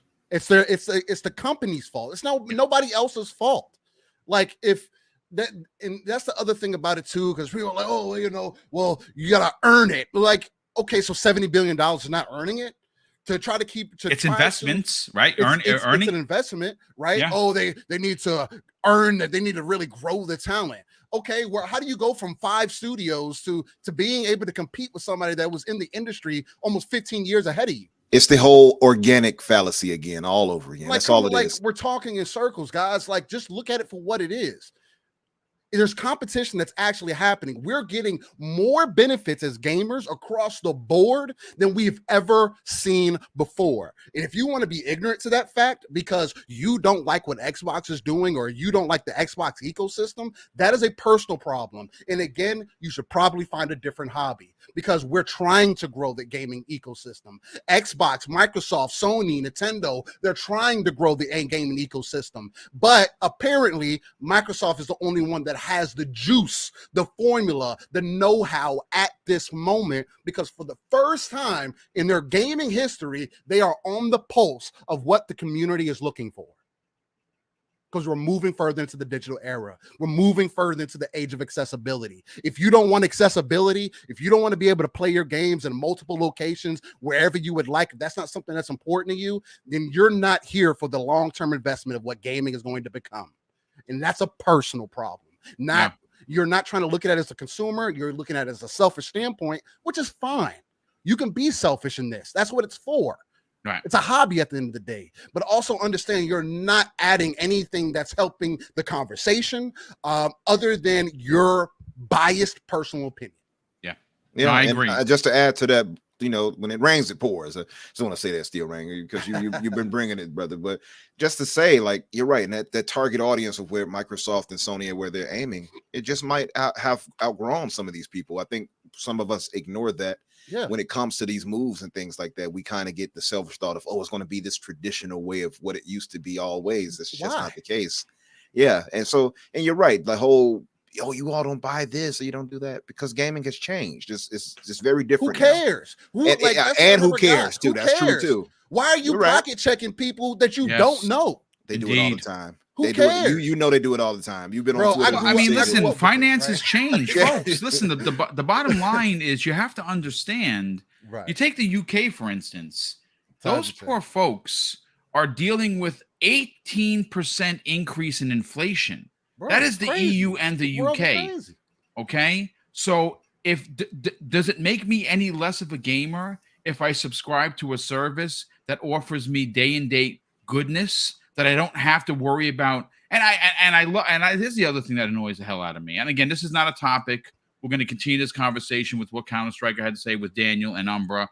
But recently, I put out there in the ethers that, struggling families, and I was clowned. How dare you talk about struggling families? They shouldn't. If you're struggling to put food on the table, you shouldn't play games. And I get really mad at that. I think you're a pompous ass if you think that because you come from poverty, which I come from humble beginnings, folks. My mom, I talked about this publicly, so I'm not ashamed to talk about it, had me when she was 15, brother. And she lived in the projects. And that is the projects, if you don't know what that means. And my parents grew and built up to where we were no longer there.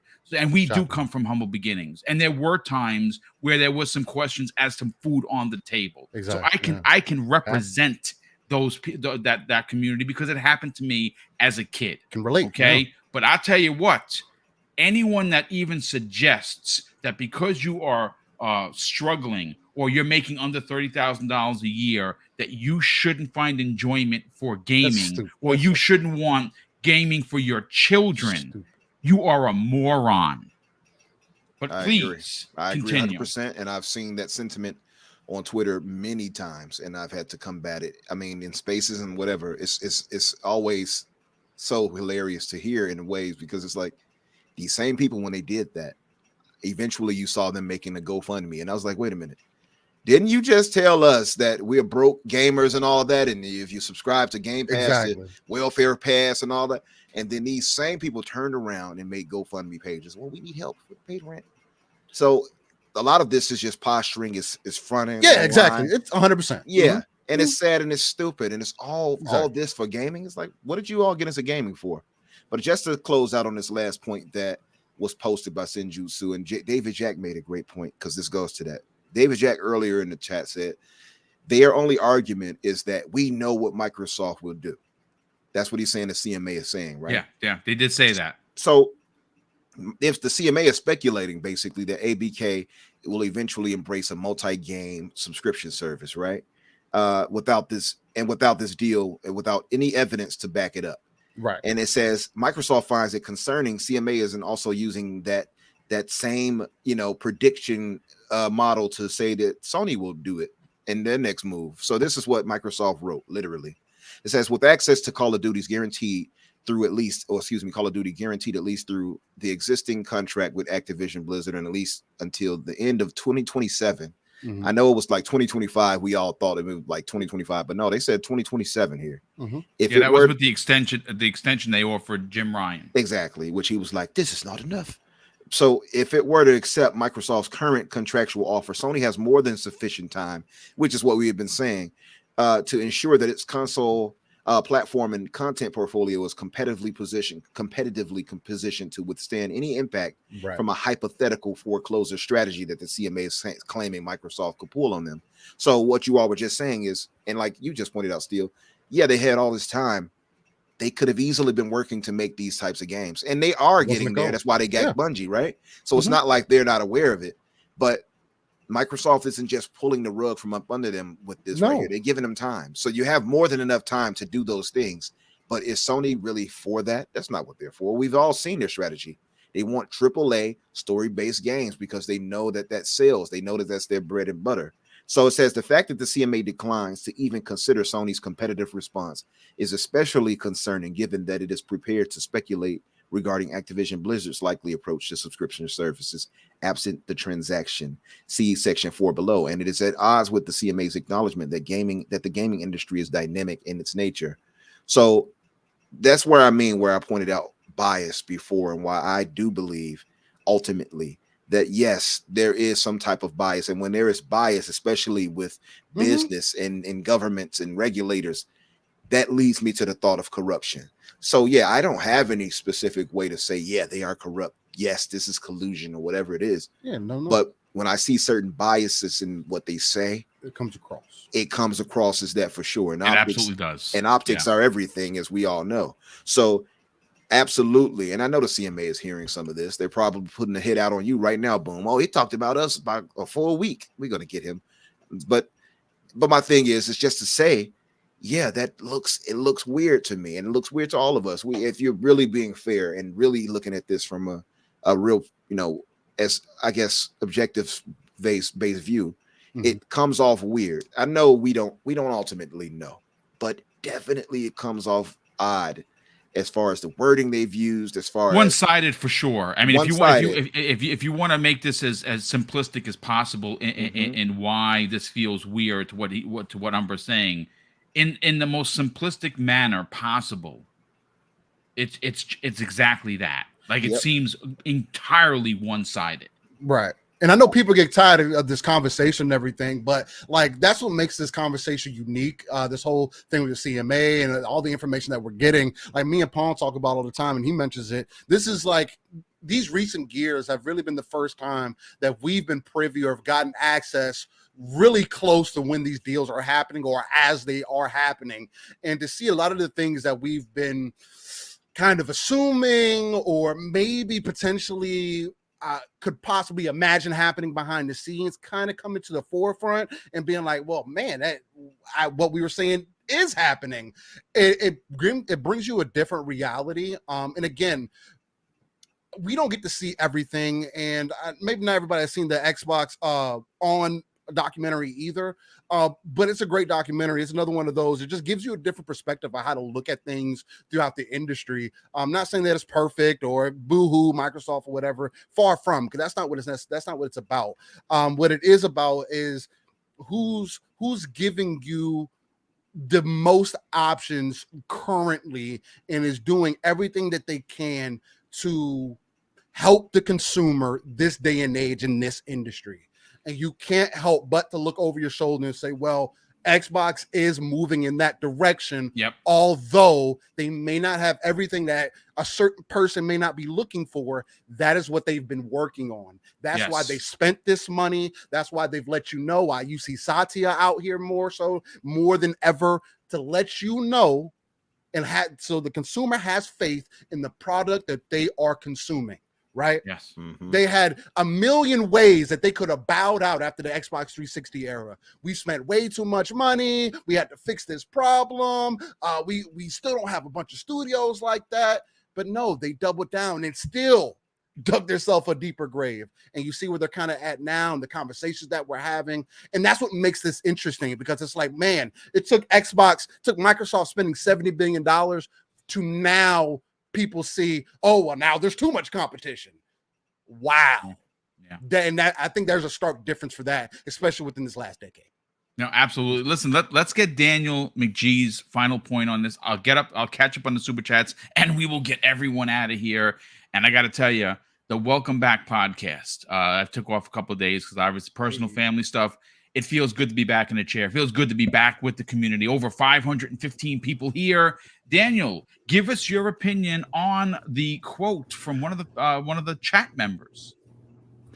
Yeah, I don't know. It's one of those things, right, where it's like, I see a lot of people, and I'm not saying that he was saying this, but I see a lot of people saying in the same breath, like, if this deal doesn't go through, Microsoft is dead, and also saying if it does go through, then PlayStation is dead. And it's like they can't both be true. No, it's not. Like this is neither is true. I mean, for crying out loud, there's a reason why Sony is the market leader and makes millions and billions of dollars per year. Right. It's like I know I'm going to catch flack for this, but like this Activision Blizzard deal, it's big, yes. It's not that big. Like, I'm sorry. Like, this is something that's going to be really important for Xbox. This is something that is going to change things on the PlayStation side.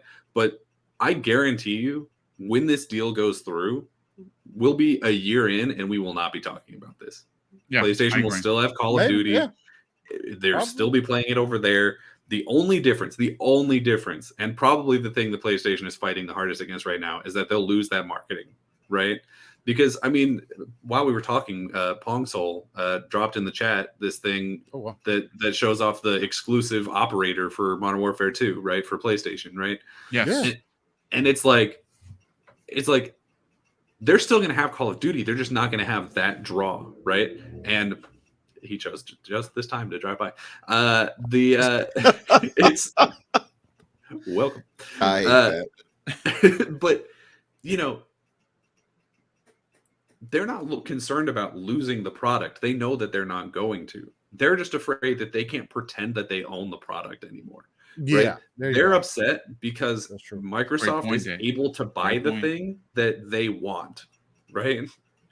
Like, it's like, I understand why they're upset about it, and I agree that this is not going to be a good thing for PlayStation. But think about, if you're a PlayStation guy, right? Think about it on these terms, right? PlayStation spends a ton of money every single year on these Call of Duty marketing rights. Wouldn't you rather that they spend that money on making new games, making their own, you know, games as a service game, doing something like that, right? Is one exclusive operator really that big of a deal to you? They spend upwards, Daniel, of $300 million on the marketing rights per year. Right? It just doesn't make sense to me. Right. I see people being really upset about this and like, oh, this is a deal that's going to destroy Sony. Like, this is going to be such a monumental change in the industry. And I look at it and it's like, okay, well, why do you think that? Right. Like, we look at the biggest franchises that they own, and it's Call of Duty, which is almost certainly is staying multi-platform. Right. It's World of Warcraft and StarCraft, which are PC games, so they're not even on PlayStation. So why are we concerned about whether or not that's going to affect PlayStation? And it's Candy Crush, which is a mobile game, right? Wow. Like, I like Crash Bandicoot and Tony Hawk and Spyro as much as the next guy.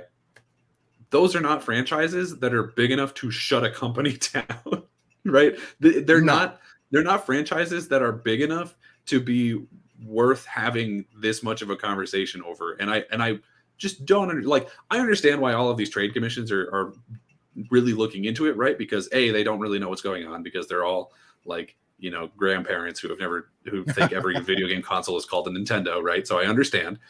And, you know, and it's a huge money value deal. So they're, you know, they look at it and they're like, this is like $69 billion. Clearly there's something here. Yeah. So I completely understand all the scrutiny over it, right? I think that was to be expected, right?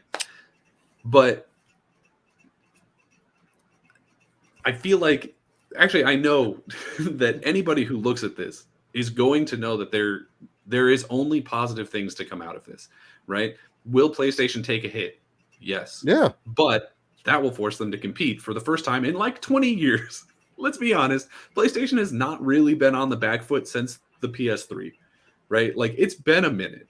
And that was when they came off the PS3 into the PS4, that was a huge step up for them, right? We all know that. The PS3 wasn't a good generation. They had a couple of good games in there. It was a bad technology.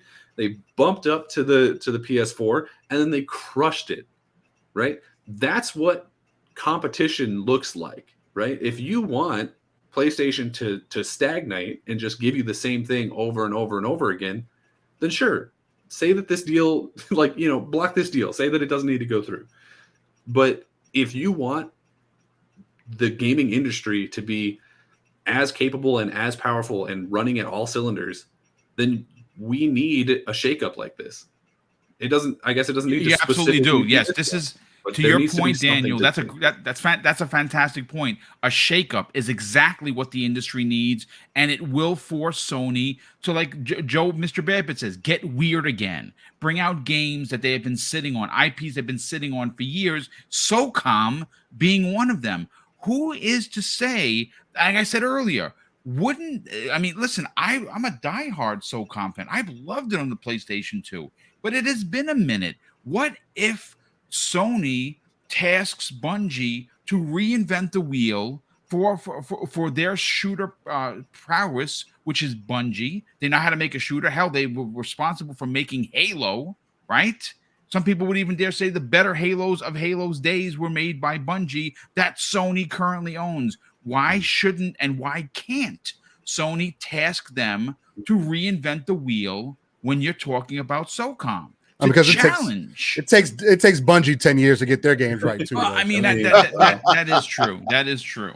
But it's an investment. Sony doesn't want to invest and do that. Yeah, they want it quick and easy. They want that, that formula that they've already come up with. It's like you pointed out before.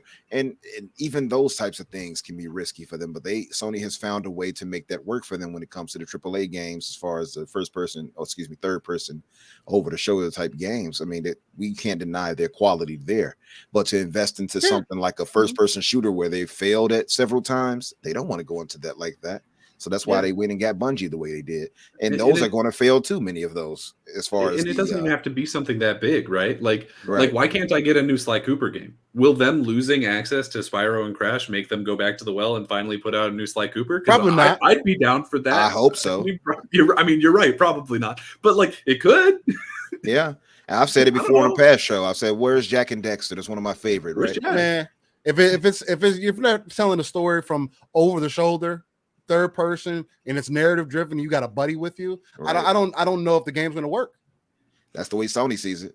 No, That's listen. Unfortunately, well, look, real quick, who was it over here that dropped this?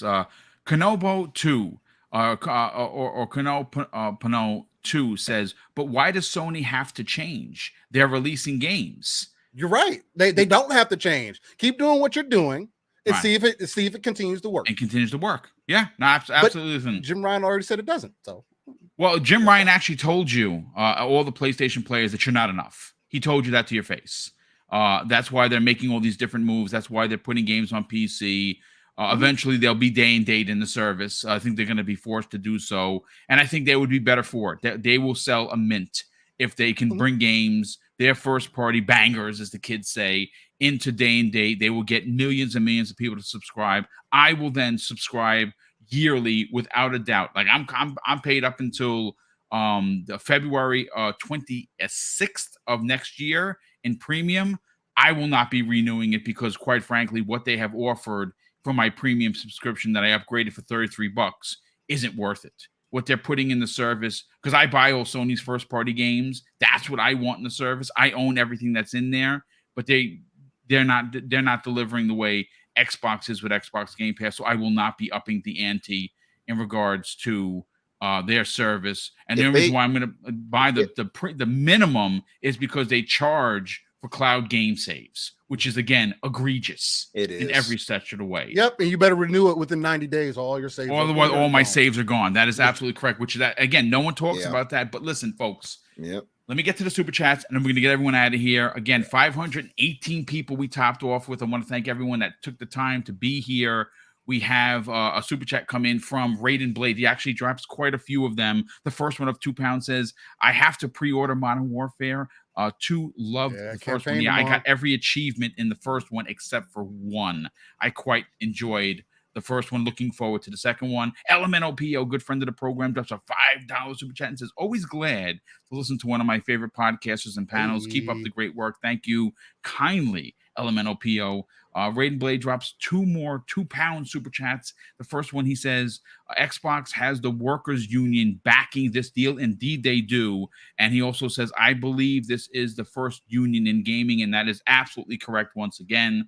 Drawn TJ drops 2 super chats. The first one of $2 says, hi guys, hello to you, Drawn TJ. Second one of $5 says, sorry for your loss, Boom. Microsoft should call their bluff. Thank you for the condolences, and I think they are calling their bluff for sure. We also have Raiden Blade drops an additional £5 super chat and says, when North America authorities have given the deal the go-ahead to move forward, is this true, Mr. Boom?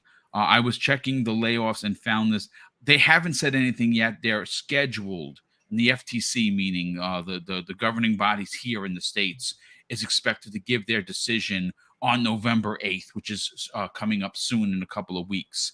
And we'll find out. Usually the way it has worked in previous deals, once one entity does, in fact, give the go-ahead like the FTC, normally, and again, this is not a normal situation, the EU or the UK will then, of course, follow suit.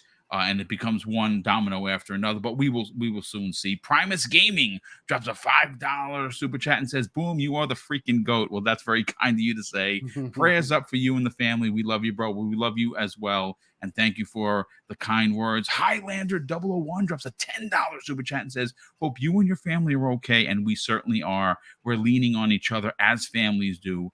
Hoglaw was on Mooch's podcast, and he took them all to school. Indeed, he should there for sure, because there's no sharper tack in the box than Hoglaw. At one point, he told one, when was the last merger you were a part of? He has not been back since. And yeah, I wouldn't challenge the Hoglaw on his worst day, to be quite honest with you, let alone on his best day, which is normally how Hoglaw rolls. Drawn TJ drops an additional $5 super chat and says the CMA is a joke. I would just threaten to not publish games in the UK and see if they give up.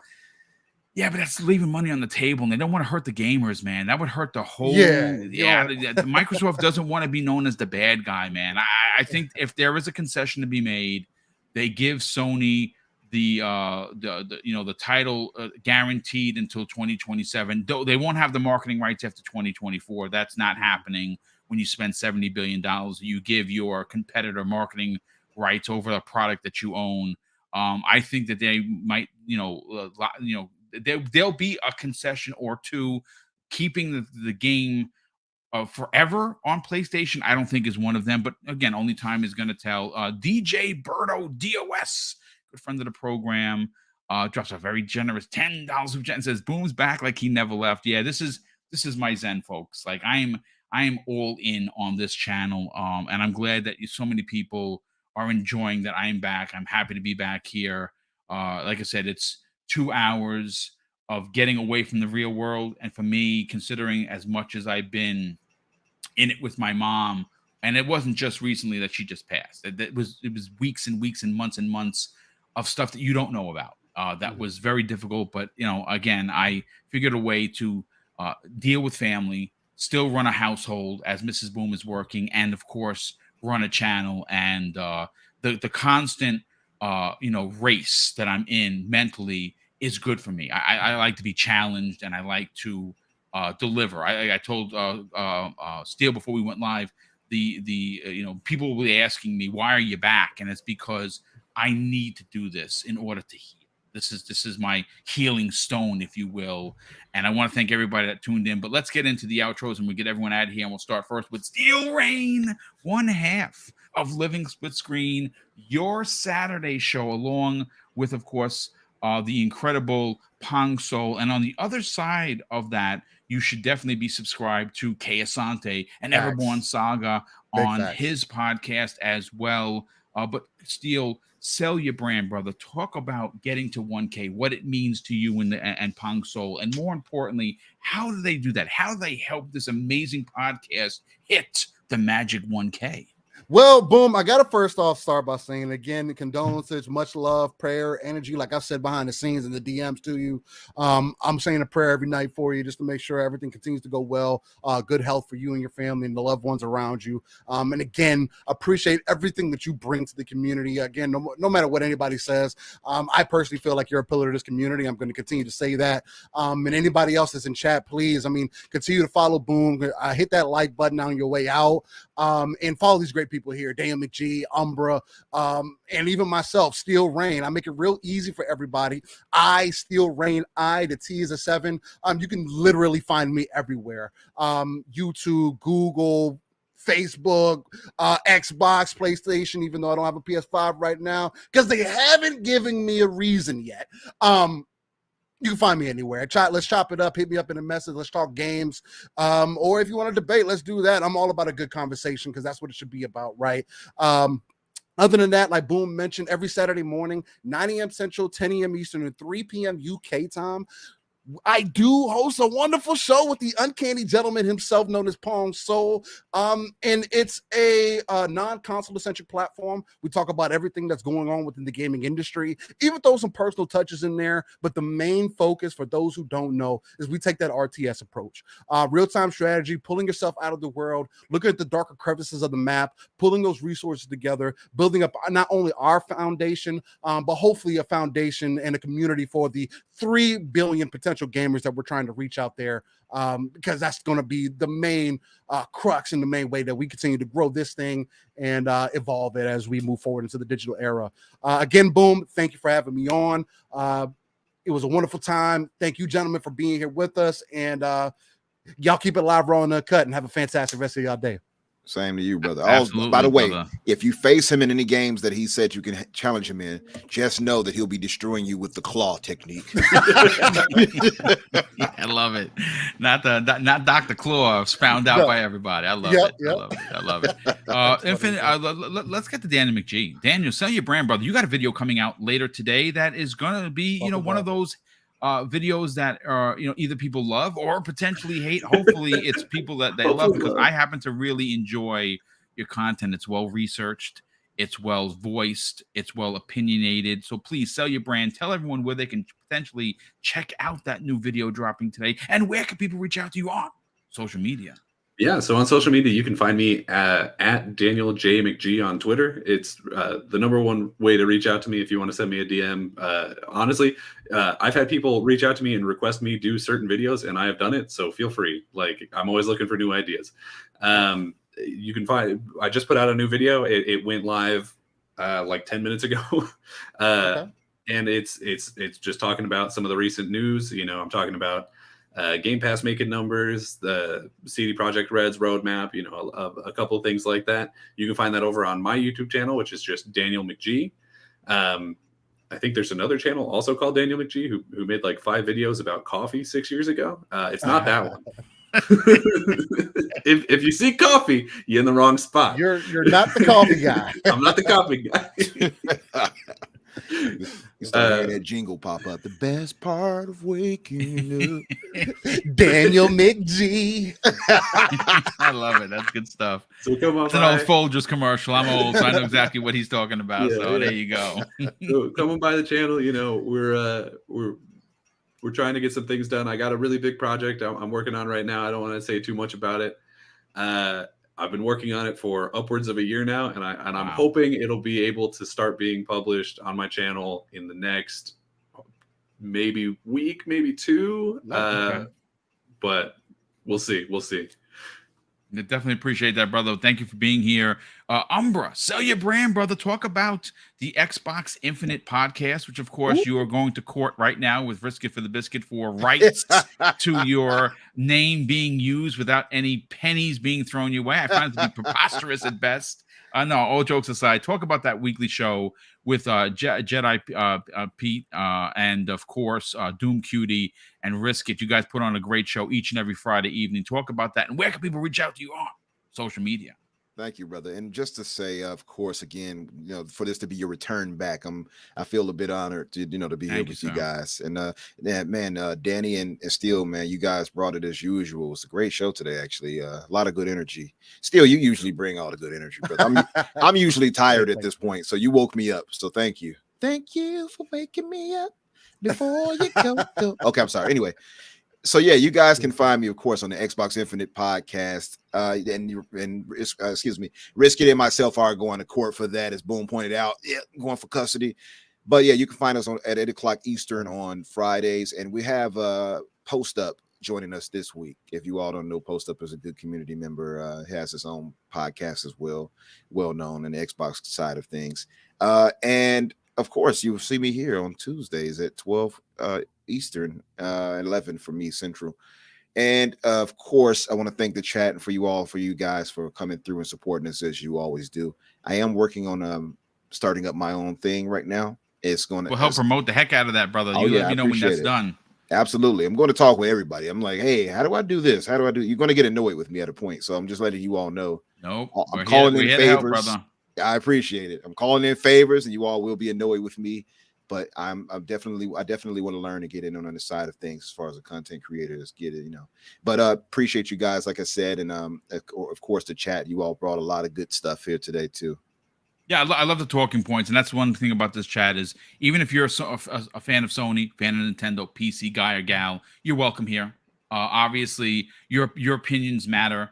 We don't like the trolls. We don't like to be the trolly aspect of gaming shenanigans, but you will have an opportunity to speak, and if your point is well documented and valid, I will call you out, and we will have a conversation live on the air based on your conversation that you put into the chat like we did today. I welcome those conversations. I think that it really does bring an unedited way of having a conversation that's fresh and it's a hot take, and I like those hot takes, and I like the community having this conversation. And of course, speaking of community, I want to once again thank everyone for the unbelievable love and support that they have shown me. It's so much so that it was overwhelming. I was very emotional many times reading some of the comments, and it does mean a lot, especially when you are celebrating your mother's life, that it ended way too short. But again, I want to thank everybody for the incredible support. I am unbelievably grateful, and so is my family for that matter. Of course, I want to thank all of the outstanding super chats that came in.